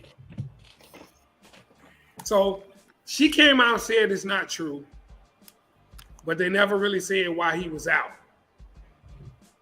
Damn. But he's supposed to come back soon. That's some rugged stuff there.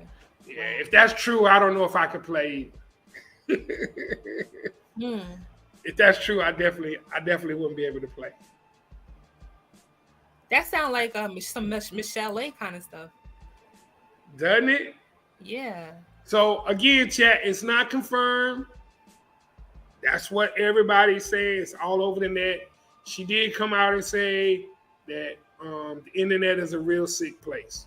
That's what she said. For anybody that would believe that. Because why they make that up? Like, people are crazy. Like, why they make that up? Yeah, like, that's what I'm saying. Like, why they do that? Like, that's crazy. Like, y'all just making stuff up now. Like, yeah, I mean, that's a crazy story to make up. That's what makes it so believable. Well, I mean, I've had stuff like that happen to me at jobs where people just made stuff up that wasn't even true. Yeah. So I mean, I can kind of see that. Yeah. Well, shout out to Andrew Wiggins, man. I hope that's not true. I'm a Warriors fan. I hope he come back. They're terrible on the road. They got the worst road record for a defending champion in the history of the NBA. So we'll see. Who is the John Cena? But he's the one that started You Can't See Me. But I thought that Tony Yayo, I mean, not Tony Yayo. Lord, which one of them? Tony Yayo. Tony Yayo did that. That's a Tony Yayo thing. I think a lot of people copied it from John Cena. He started it with the wrestling stuff, right? Yeah. Oh. Right? Yeah. I mean, I honestly don't think people even made a correlation with John Cena and Tony Yayo. I just think Tony Yayo was just doing it. You know what I mean? Like I never heard anyone say, "Oh, Tony Yayo got that from John Cena." I just thought it was just two separate things because one wrestles and one does music. And then somebody said that Flavor Flav actually started it. Flavor Flav. Oh, he used to do both hands though. Yeah, he did both hands. Yeah, that was different. He was having withdrawal. Yeah. Yeah, when I seen this, I'm thinking that's Tony Yayo. Like, I'm not putting that together with nobody else but Tony Rio Yayo. say he was first. Rio say Tony Yayo was first. Yeah, that's what I thought. Like, he was I don't know. So, this next story is crazy, man. Bradley Beal plays for the Washington Wizards. Under police investigation after altercation with a fan over a lost bet. Tim, now that they have made sports betting legal, more people are betting. It's so many degenerate gamblers out here right now, man. It's ridiculous. People losing their houses, cars, man. Bro. Everything. Yeah, old people were like eating dog food because they spent their what do you call it, retirement checks at the casino. Yes. And they have to eat dog food for a week till they get another check. Dude, sad, bro. Sports betting is at an all-time high. So they coming off the court and the fan yells at him, "You made me lose $1,300, you mama." Yeah. So Bradley Beal took a swing at him and knocked his hat off on kind of grazed the side of his face, which wasn't smart. Yeah, he gonna pay for that. Because I'd immediately went. Exactly. I need $12 million for my sprained eye. Exactly. He would have told me I lost him $1,300. I would have laughed at him. I was like, "You should have bet smarter then, you dumb mama." Yeah. I would have just laughed at him. Yeah. So now the police are investigating. You know what I mean? It's not good. Not smart at all, bro. It's not good. It's not good. Now, if you said the N-word, then I still would have been like, but I would kind of understand it, But. Yeah. Y'all see how they fired that lady, that news lady, because they were talking about Snoop Dogg or something, and she said, "For shizzle my nizzle." They got rid of her. They got her the fuck out of there. What news channel? I ain't seen that. It wasn't like a main, right? It was like in Phoenix or somewhere, right? Like a small news station. Yeah, she just quoted him saying, "For shizzle my nizzle," and they're like, "Does she know nizzle means the N-word?" Yeah. And I was like, "Wait, they fired her because of that?" She probably didn't even know. Yeah, that's what I'm saying. She don't know nizzle meant nigga. It depends, man. I gotta know a little bit more about her. People around her that kicked out probably like, "Oh, she knew what it was." And he said it was in the Mississippi, so she made her know. Yeah. I don't know. Not like she said, "For sure, my nigga." She said, "For shizzle, my nigga." But I don't know, man. I honestly don't know how to feel. Now, public understand, but if white people that are listening to hip hop in their house and the lyrics have the N-word in it and they're rhyming it, they say it. They say it. Am I gonna get mad because I'm thinking they're saying it? No, like I don't know. There's this thing on like people trying to cancel people from rhyming it. She was surrounded by rhyme again.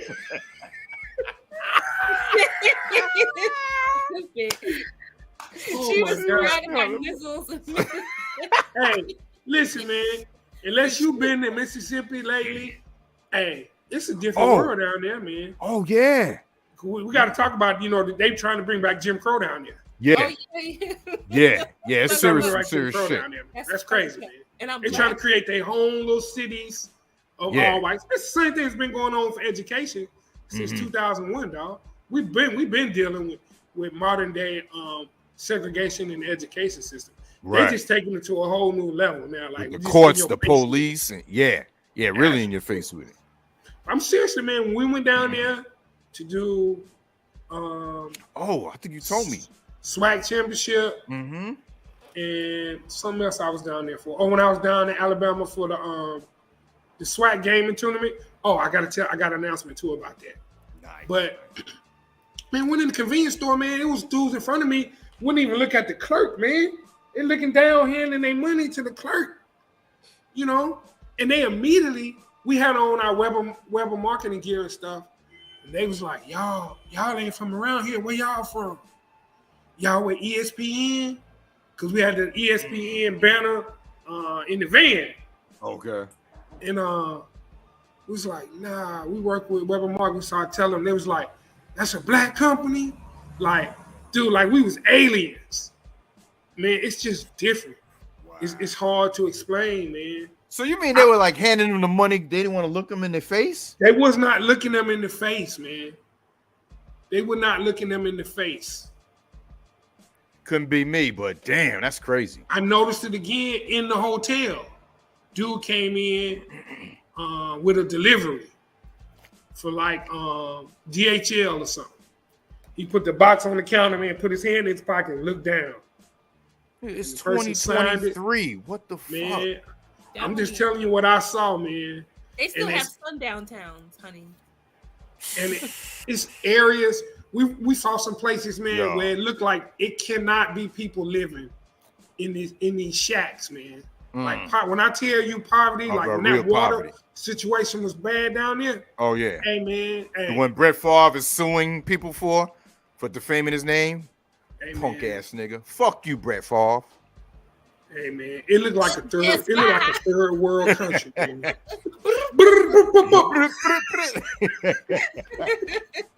It looked like a third world country in some parts down there, man. I'm telling you, they still have sundown towns. They have sundown towns here where I live. Yeah, man. If you go too far, I think it's south of where I live. The further you go, you get into a sundown town. Yeah. Take your nizzle ass. I tap KO. I said, you see that? He's like, yeah, man. Like, cuz, you know, we stepped to the counter. 25 on number 3. Yeah. I'm not from here. And if it fills up before the 25, I'll be back for my motherfucking change. For shizzle. Yeah, but they were like, y'all not from around here. Where y'all from? Oh, they can tell. Yeah. Yeah. For sheezy, my kneesy. Now, she would have said that. That's a little different. Yeah. Right? My kneesy. Yeah. So I see the Blazers. Remember, I think we talked about this, right? They shut down Dame Dollar since they out of playoff. Yeah. Chat room. Should Dame leave the Blazers? Or if not, who should come play with Dame? I don't think no one would come play. I think he would have to leave, bro, because the market, man, what a small market.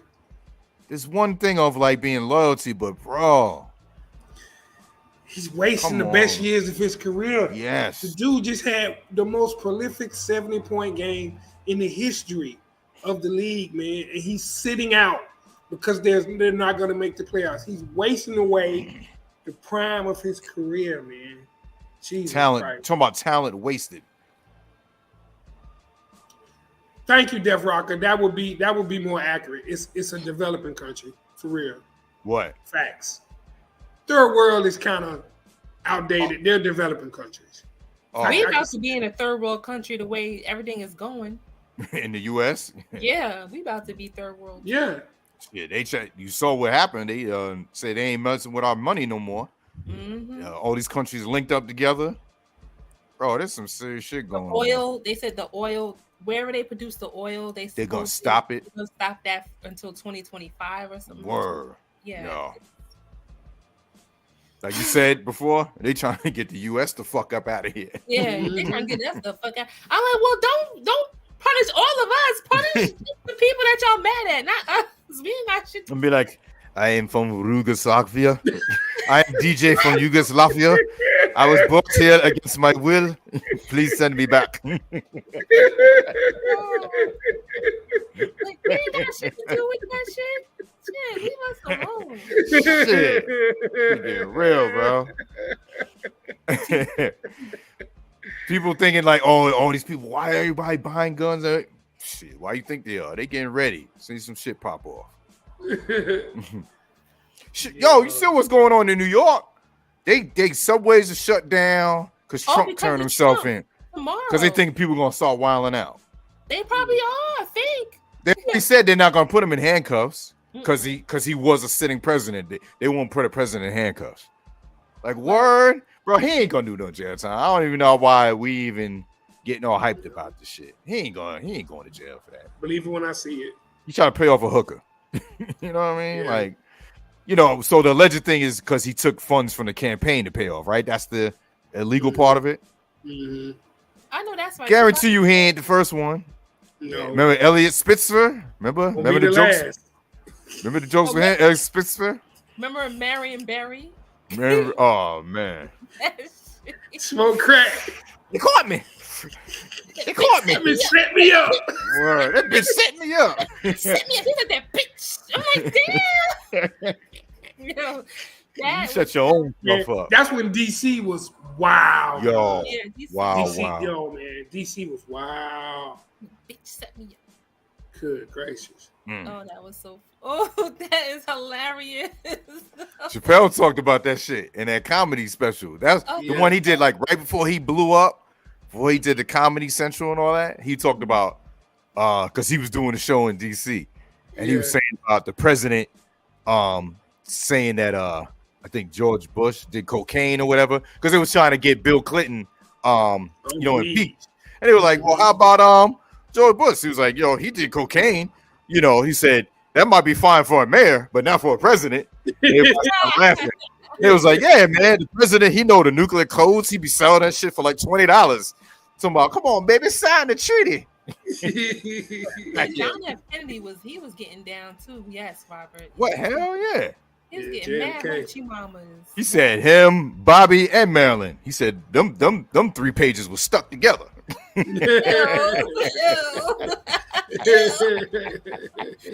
Chappelle's a motherfucking beast, yo. Yeah, he is. You gotta hear that shit. Yeah, he is. Word. But on the Dame situation, man, like I was just looking at free agents, man, and I was just coming up with some dream scenarios, man. Right. And I was like, what if Miami do a trade, man, to get Dame? As long as they keep Jimmy Butler and Bam Adebayo, man, that's a nice 3, man. Yeah. You got Jimmy with the mid range, Bam in the paint, and Dame on the perimeter. That's 3 dope players, man. And unlike Kyrie and your man, they'll play defense. Exactly. And then I was like, well, if you want to stay on the West Coast, go to the Clippers, man. The Clippers need a true point guard, man, with Paul George and Kawhi. When he's not load managing. That would be nice. And then when I thought about free agents that's coming up that could come to Portland, what about Jaylen Brown, who wants to leave? Why him and Tatum don't get along well? What's going on with that?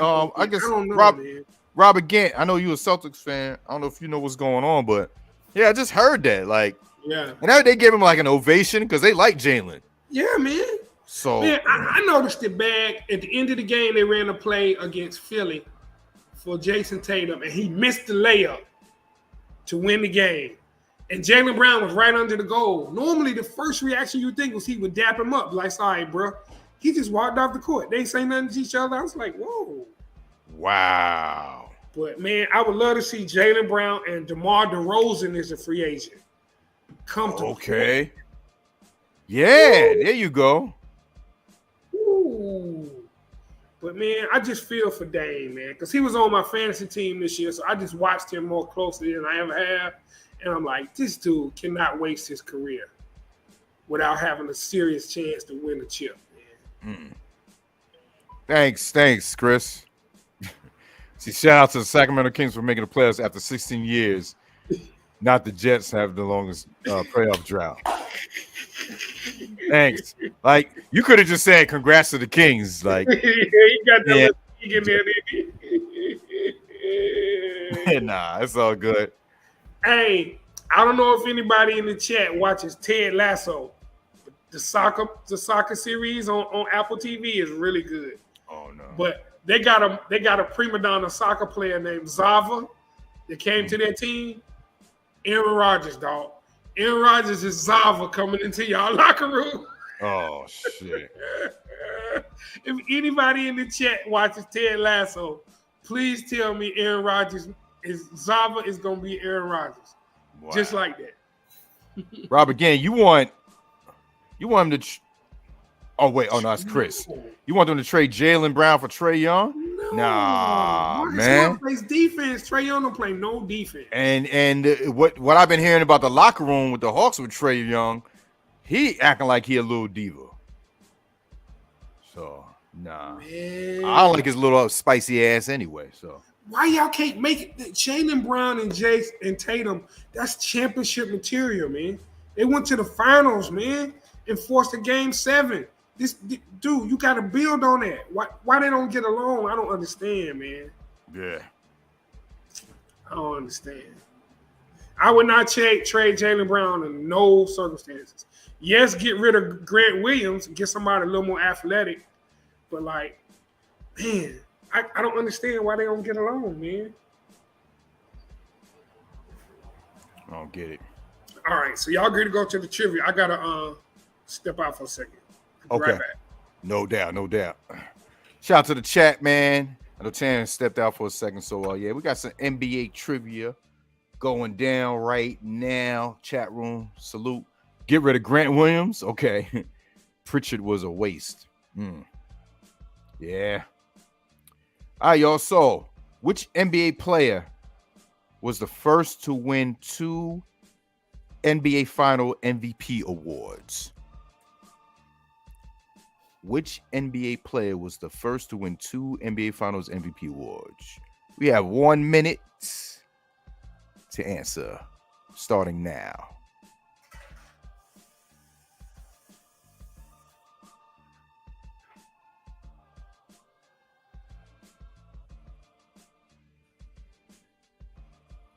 The answer is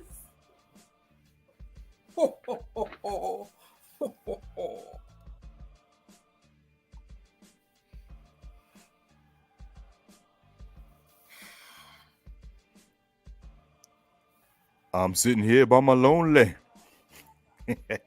What happened? Why you guys turn your camera on? No, I got the trivia going, and Queen City had to step out for a second. So I was waiting for them to answer. Okay. Nope, not Magic, not Jabbar. And this is the NBA trivia question? Yeah, I already gave it to him. The which first? No, I already gave him the question. I know, but I don't know where I'm at. Oh, it's the NBA trivia. It's near the end of the It's only one question. I thought it was like 3. No, there's 3 trivias, but the NBA one is the last trivia question on the sheet. Yes, indeed, Chris. Yes, indeed. You got it pulled up, Tam? Chris got it right too. Oh, go ahead, Chris. I feel like with the 12th overall pick in the 1972 draft, Milwaukee. No, nah. It's near the end. It's the NBA. It says NBA trivia question. It says NBA trivia question. NBA playoffs trivia question. Oh, okay. My notes didn't come out right. Hold on. I see that. It's like they came out like all mixed up. Okay. NBA trivia question. NFL. That's not it. NFL. XL.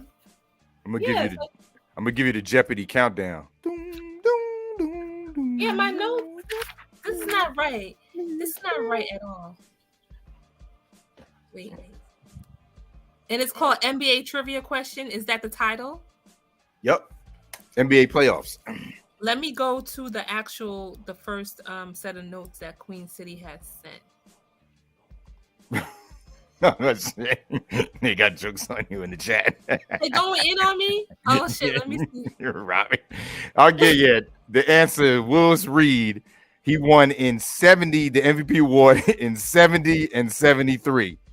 Played for the New York Knicks both times. Shout out to them Knicks, baby. He also played against the same team, the Lakers, in each final.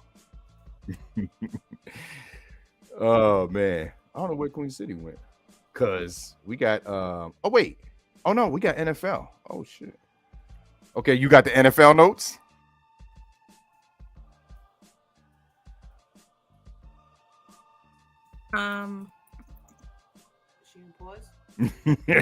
We was just talking about that before.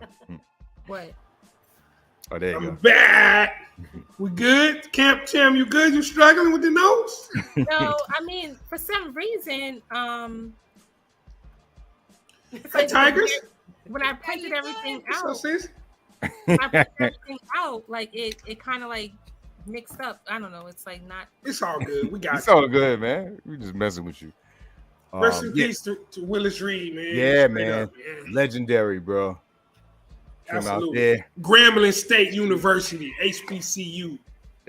That ill clip, bro, coming out of the locker room. Yes. But like you said, you only scored like 6 points after that. But that was one of the dope questions. That when we first started, I used that question. That was dope, right? How many points did he score after he came out? Everybody was like 20, 30. Yeah. that Nizzle scored 6 points.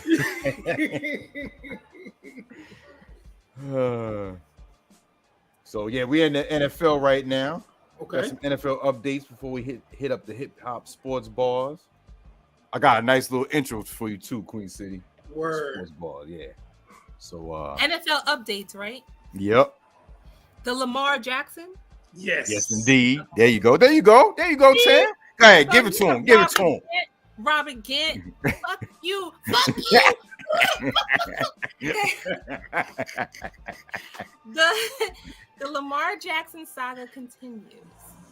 Lamar claps back on his durability. Let's get real. I'd rather have 100% PCL than go out there and play horrible, forcing myself to put my guys in a bad situation.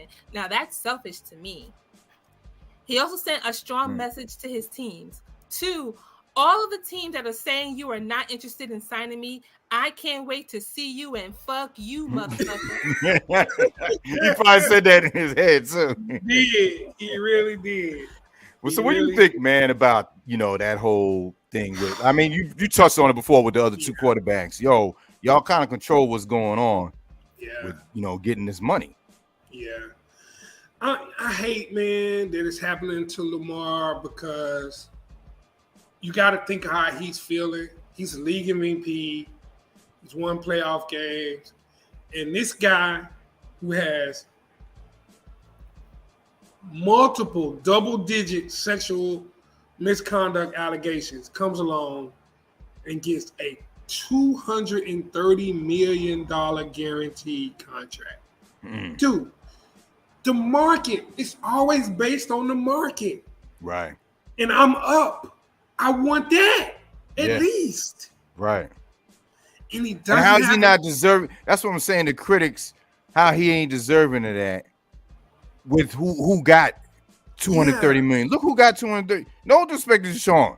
I'm just saying what it's like. It's almost like he won a Super Bowl when he got that contract. No, man. You know what I mean?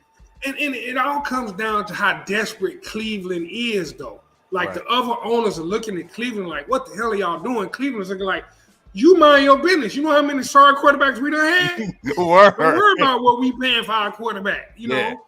They just mad because they set the market by doing that. Yes, they set the market, and now they're trying to make it an anomaly and say, no, that's just Cleveland. Nobody else is doing that. And by him not having an agent, Tiger, it's bad, man. It's bad and it's good. I like the fact that he's doing that. He's saving that 3%, that 4 or 5%. That's a lot of money over time in your career that you can save. Right. But at the negotiation, and it's your mama. But at the negotiation table, though, man, the agent is the buffer because the team is telling the agent, "Oh, nah, he not worth that because he ain't durable, or he ain't accurate enough." Now that there ain't no agent, they saying that to your face. Right. So now you got feelings involved. Yeah. Agents shield you from a lot of that, dog. They do. Yeah. They come back and just tell you, well, hey, this is what we can get. They don't tell you all the stuff that they're saying about you. Yeah. So, and then the flip side, go ahead, Tam, what you say? You just did an alley-oop and you didn't even realize it. He didn't realize he gave that. Yeah, he just kept going like he did a what's the name? Seth Curry. He just turned around. Look off. I know it was a look away. Yeah. It was a look off alley-oop. Yeah. Buffer. I like the buffer girls. The buffer. A buffer. The buffer girls are fun. They get the party going. So on the flip side, they go another one. On the flip side, the agent smack it up, flip it, rub it down. Oh no. The agent perspective is this, Tiger. Them agents don't want him to get that deal without no agent. Right. If Lamar pulls this off, dude, and get 200 plus million guaranteed without an agent, you think every player not gonna be saying, "Hey man, what the hell you saying negotiations? I don't need no agent then." Word. Bro. So as soon as they make that deal, you gonna see the Aaron Rodgers agent phone ringing. I ain't answering that motherfucker. He about to fire my ass. My shit was on silent. Dude, this deal has huge implications, man. And like for years, owners in the NFL do not want to pay fully guaranteed contracts because people get hurt. That's the reason they able to just move on and get the next dude, man. Word. Nobody got no Bobby Bonilla contract in football. Yeah. Dude, that ain't happening. So man, this is legendary here. And the thing about it is, a couple of people got mad at Patrick Mahomes saying he could have been the one to like get the deal because you can't say no to him. But he did a team-friendly deal so he can win Super Bowls. Mm-hmm. And he making more money off endorsements off the field. Yeah. Sean Watson ain't gonna never get no endorsement deal. That's done. That's done. So that's why he really lucked out with them giving him that money. Man, it was the Cleveland's desperation did this, man. And them other owners are not want to do it, but it's just a matter of how well the next three quarterbacks stick together, man. If they all say, nah, we signing nothing less than guaranteed. It's got to be fully guaranteed. I just thought about something. I sound fucked up. Deshaun Watson's probably like, I don't care if I win another goddamn game. Where that massage parlor at? Nah, I'm gonna have you come to the house this time. I ain't going. Which ones come to the house? So Deshaun Watson was a quarterback. He was accused of being inappropriate with massage parlor ladies. Mm-hmm. I heard about it. But it was like 70 of them. And they got him the fuck up out of Texas. Crazy. So, man, I don't know, man. I'm hoping. Another thing, too, is, man, like, he turned down 133 guaranteed, man, because he wanted more years. Mm-hmm. But you know what? They do be wilding at the massage places because me and my ex went to one, right? And this guy, he kept calling, and they had him on speaker. He was like, do you have anybody now? Can I come now? And the lady was like, no, we have two people. We have a couple. We have a couple here. He was like, okay, what time do you think they'll be ready? Do you think you'll be ready like 6, 6:37, 8? What kind? I just need. I'm like, me and the ex was like, we were like, yeah, he gets happy ending. He gets happy ending. Okay, I'm sorry. That dude wanted massage bad, didn't he? That's true. Mm-hmm. It happens. They had a big ring in Charlotte. It got busted. They had one in my hometown. They had one. Every city, man. Every major city in America got. I want a happy ending at one. Can they give me a happy ending too?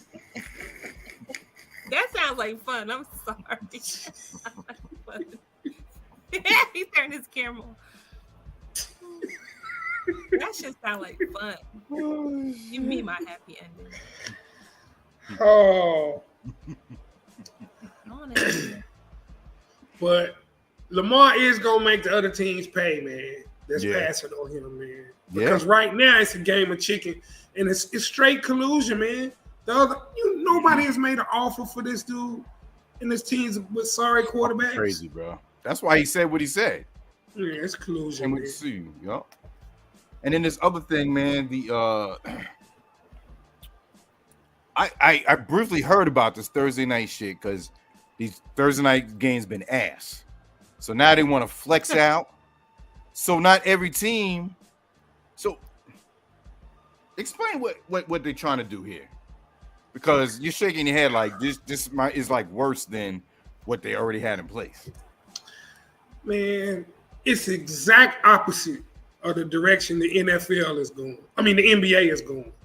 These NFL owners meetings, man, number one, they colluding to not sign Lamar. That's already a fact. That's why then they go, and then they table discussions on a Thursday night flex, but they okay 2 short week games. So obviously we know that the product on Thursday night is not good because they playing on 3 days rest.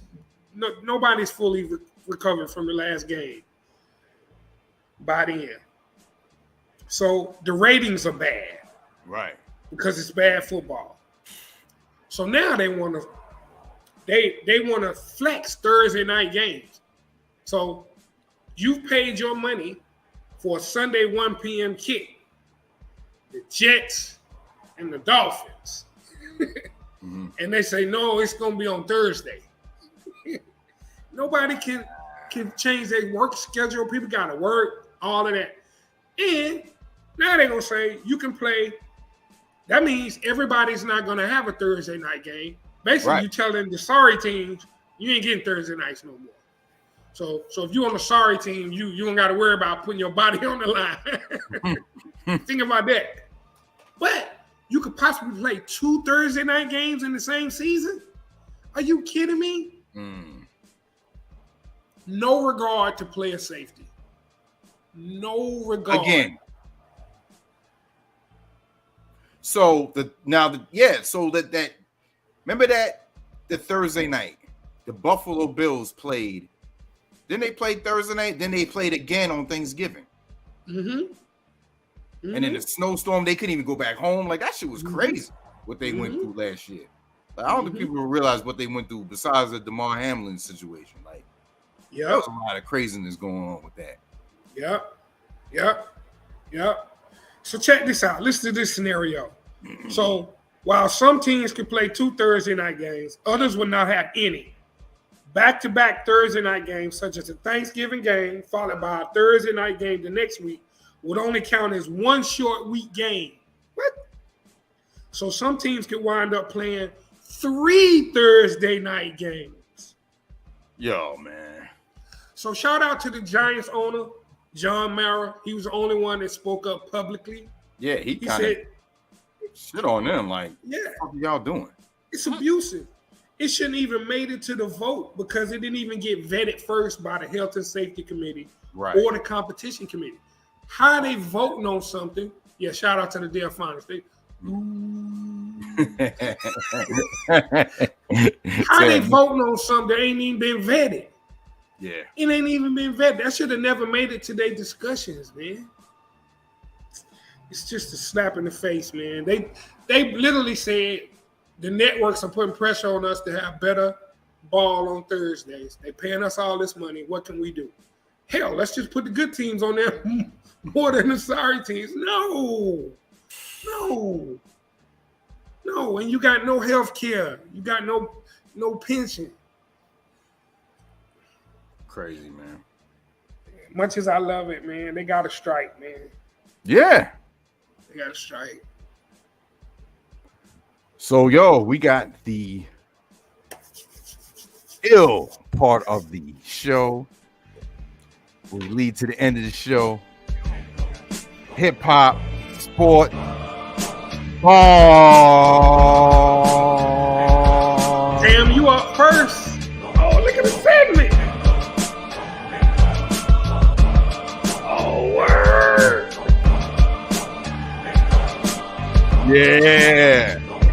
Fire. You know what we do, man. Queen City spits the balls.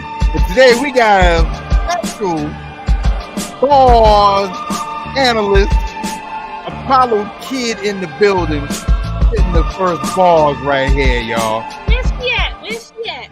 If you're gonna spit the balls, y'all gotta decide. Mine didn't come out when I don't know my notes. I don't know if it's my printer, but that didn't come out. But I remember the bar. You remember the bar? Okay. Because I can put it right in the private chat. You can put it on the screen while you're saying it too. Oh yeah, that's right. Yeah, I usually do that too. Yeah. Do I go now? Yep. Okay. Yo. I got old shit killing yo shit on a couple tracks. I just never played it. Pussy nigga, you don't want war. I got old clips. Bitch, I'm Baron David.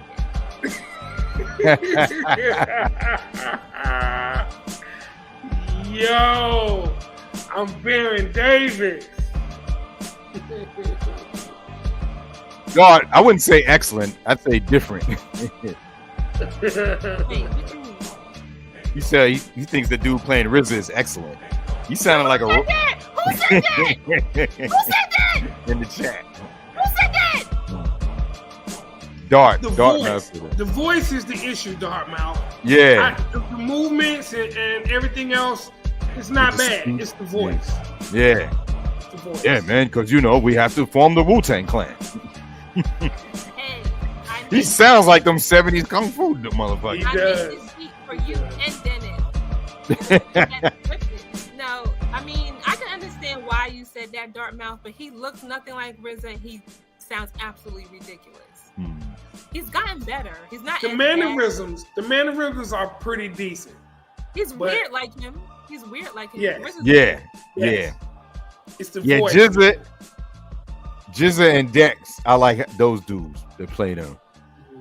Or and like I said the last time, the dudes playing Busta Rhymes and Capadonna. Oh yeah. They can kiss my ass. They can go to hell. I didn't even play that Capadonna verse when I was playing all the verses during the Wu Wednesday last week. I was like, yeah, I'm not gonna play Capa's verse. It's not even the whole verse anyway. It's only the last 30 seconds of it. Oh, when they was all together doing his verse? In the studio? Yeah. All right, y'all. Huh? It was like, do your verse, Cap, do your verse. Yeah. Y'all gotta look at the reactions like on YouTube and put like Capadonna's Winter Wars first hearing his verse reactions on YouTube and watch all the different people that react to it. You want to do it? I'll do it. We could do reactions if you want. No, I mean you gotta watch it on YouTube. No, I know. I'm saying we can do our own. Yeah, we can do a reaction. I pulled all the performances from the season. I don't think I missed. Oh, one I missed was Red versus Meth. Meth versus Chef when they were battling in the park when he had the crutches. It was a cappella, but still, that shit was still dope. All right, so y'all didn't get the answer? Let them know, Apollo Kid. Let them know who it was. Okay, that is the name of the song is Chirac by G Herbo featuring Nicki Minaj. Yeah. Facts. Dope Baron Davis reference. I got old clips, bitch. I'm Baron Davis. Word. Speaking of the Wu-Tang Tiger, you and Tim got to check out that Avenging Eagles joint. I sent y'all that mathematics project. It's old. Oh, yes. I had never heard some of those verses on there, man. Yeah. Yo, it's a track on there called Paisley Darts. You got to drop that. You got to play that on Wu Wednesday. No doubt. Little Herb. Fire. 700. You're right. Yep. Little Herb. Fire. Oh, word. Back when G Herbo was Lil Herb. Shout out to Powell. Powell used to be on point with the force bars. Yeah, I'm glad he changed his name. Yeah, you gotta limit the lils. We only got a couple of lils. Adept know about it, mathematics. I ran across it. I was Googling pictures of Ghost with the Eagle to show my daughter. And it popped up. I was like, Avenging Eagles? Meth, Ray, and Ghost. Mathematics did. It's like 40 tracks, dog. Like a lot of them are the old songs, and he just did blends and stuff. Right. It's at least 6 songs on there with verses I have never heard before. Yeah, I'm gonna have to cop that. Like yesterday. Fire. Avenger Eagles. All right, so Queen City. All right. Got bar number 2. Bar number 2. Bar number 2. We ready.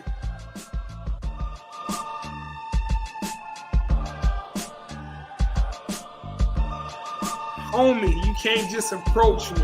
Me and my brother brought the toughness to New York. Mason and Oakley. Snipe you through your mama window. Paint the upholstery. 1 minute. On, 1 minute. Man. Come on, man. Man, that Mason and Oakley, man. Bro. I know that take you there. Gotta come down that pain if you want to. Woo. Homie, you can't approach me. Me and my brother brought the toughness to New York. Mason and Oakley. Yo, that is so dope, Tiger. Yeah, man, I do that quick splash, you know? Throw some MCs on it.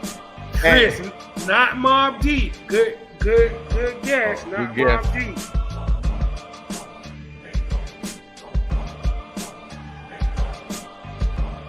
Not Fullblast. That was cute, Fullblast. That is not mine. That is not mine. I'm flattered. Y'all didn't even try to guess mine, damn. Not Styles P.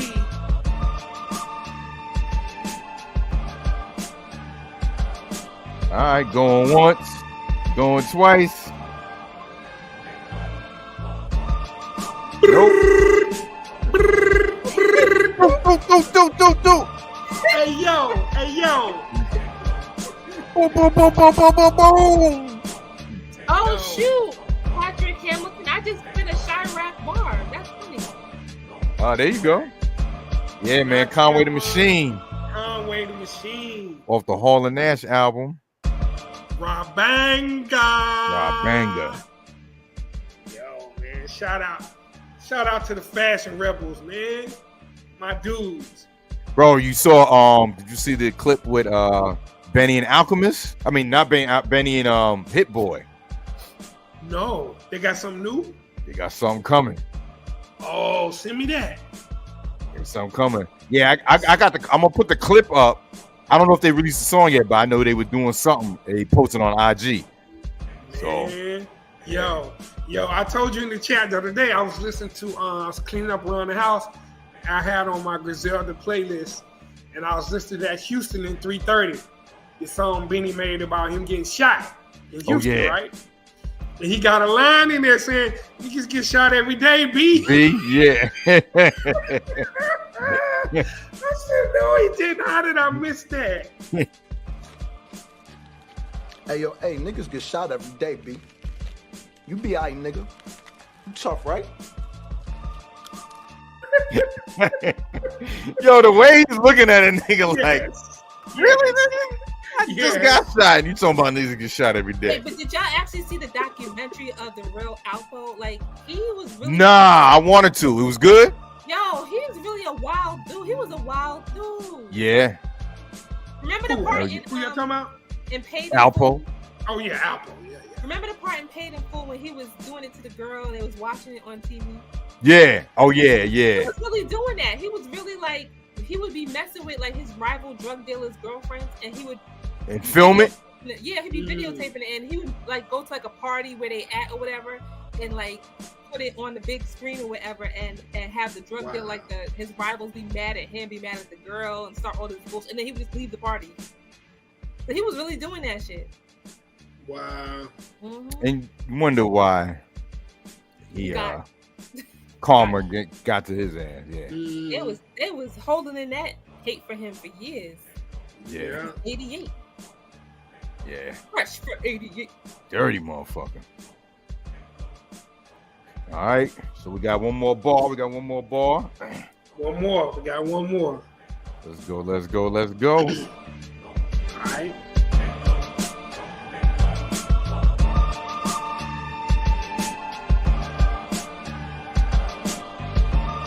take straight shots of beef eater, then hit a buzzer beater like San Diego State. Flashy like Kim Mulkey, but don't hate me, cause I pull my weight. You can't see me, so ring me like Bayou Barbie. So hop in the wishing well, Terrence Trent D'Arby. Balls right there. Yo. Man, come on. And Chris gets it. 1 out of 3 was answered correctly. Queen City GFBT. Yo, Queen City, check this shit out before we go, right? I saw the RZA and Sway have a contest. That, remember the beat, the WuSaga intro beat?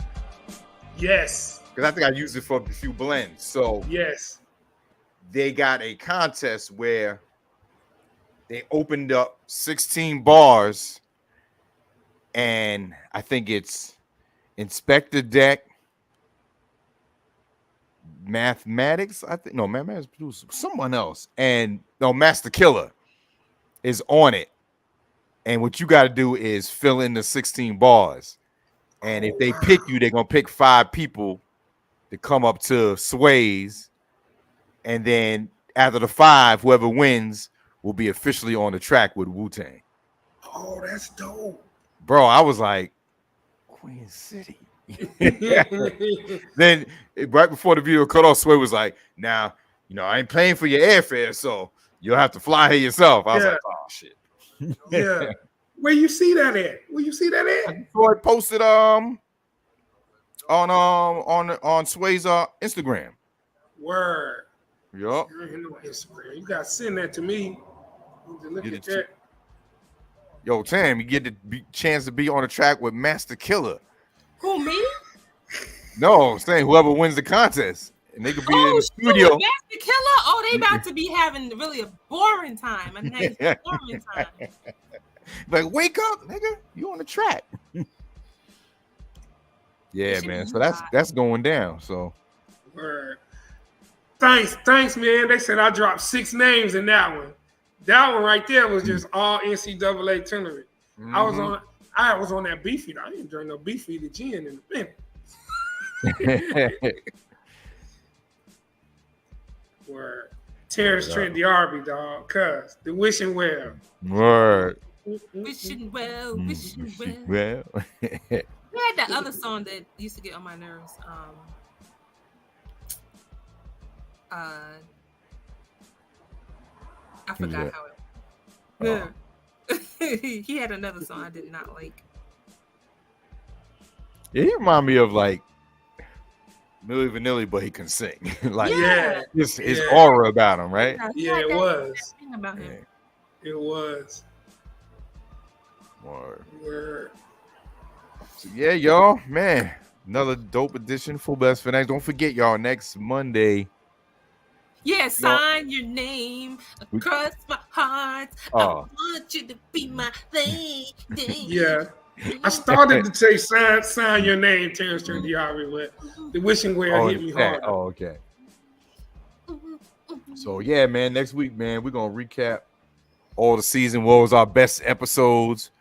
What was the craziest or funniest or stupid, whatever. You know what I mean? We're gonna break down the whole saga, y'all, at each season. Word.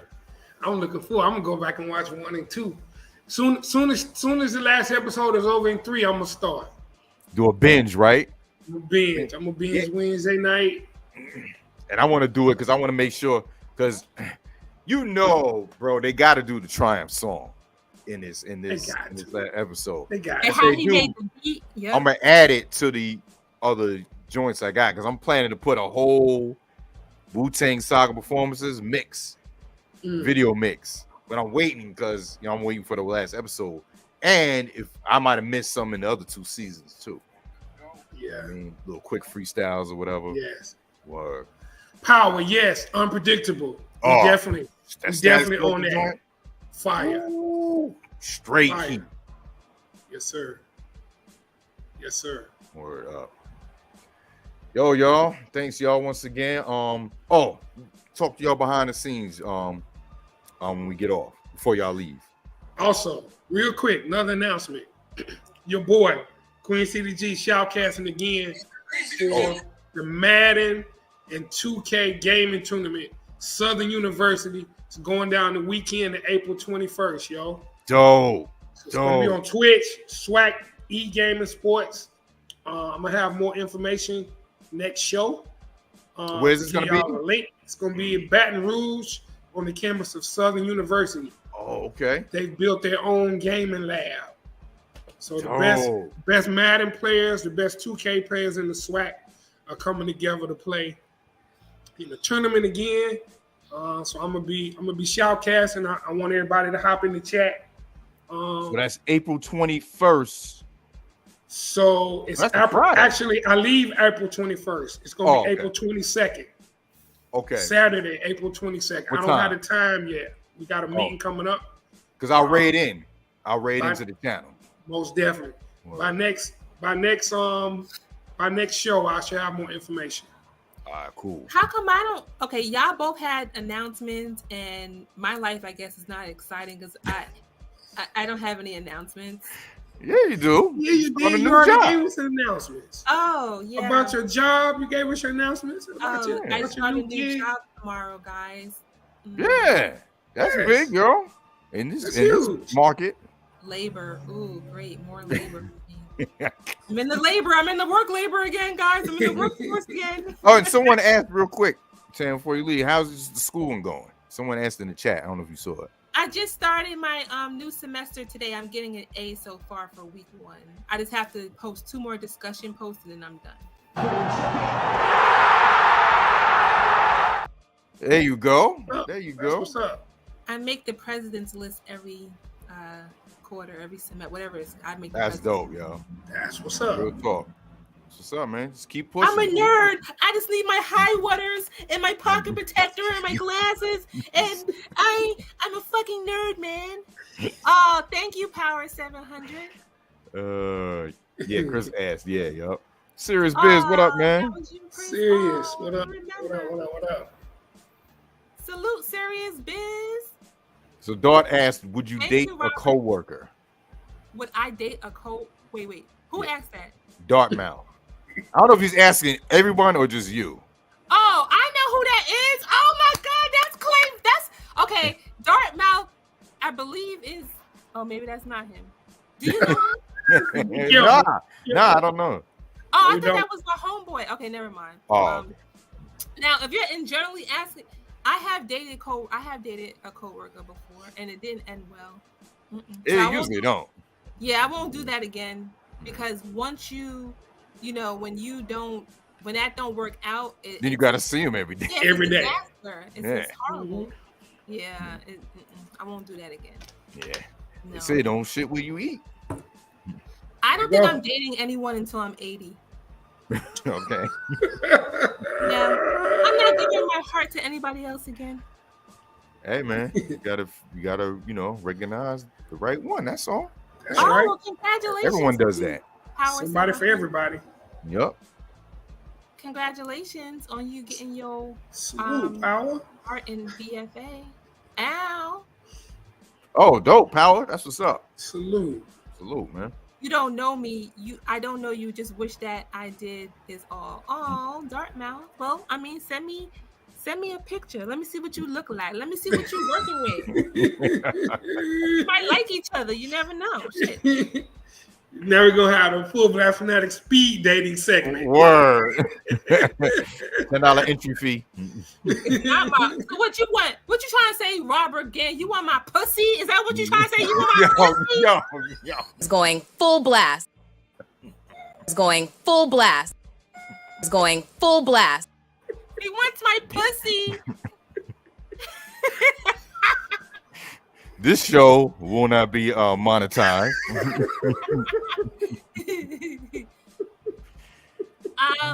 me. Let me see what you look like, Dartmouth. I can't put my email in there because I don't want nobody. Yeah, stalkers and shit. I mean, I guess. Do you have Tiger's email? No. Tag was like, we dry in. Why you acting like that? I got nothing to do with this shit. This will not be connected to Fullblast Radio. This shit go bad. Yeah. No, sir. No, sir. I met him on Fullblast Radio and he robbed me. Fuck that. Oh shit. All right, y'all gotta take that conversation off the air. Word up. This is gonna be edited and all that. I can't stand up anymore. I was told I cannot stand up anymore. Yeah. So word. Thank you, Robert Gant, the mod. Too much ass and titties for all of that. All right, y'all. Been a good show. Appreciate y'all. Megan Thee Stallion is allowed to show her ass. And we'll see y'all next week as it's going full blast once again. I'm just messing. You know, I just guys and people in the chat. I just be saying crazy stuff. Don't mind me. I'm just a wild girl. I'm a wild child. 2 weeks in, y'all. Peace.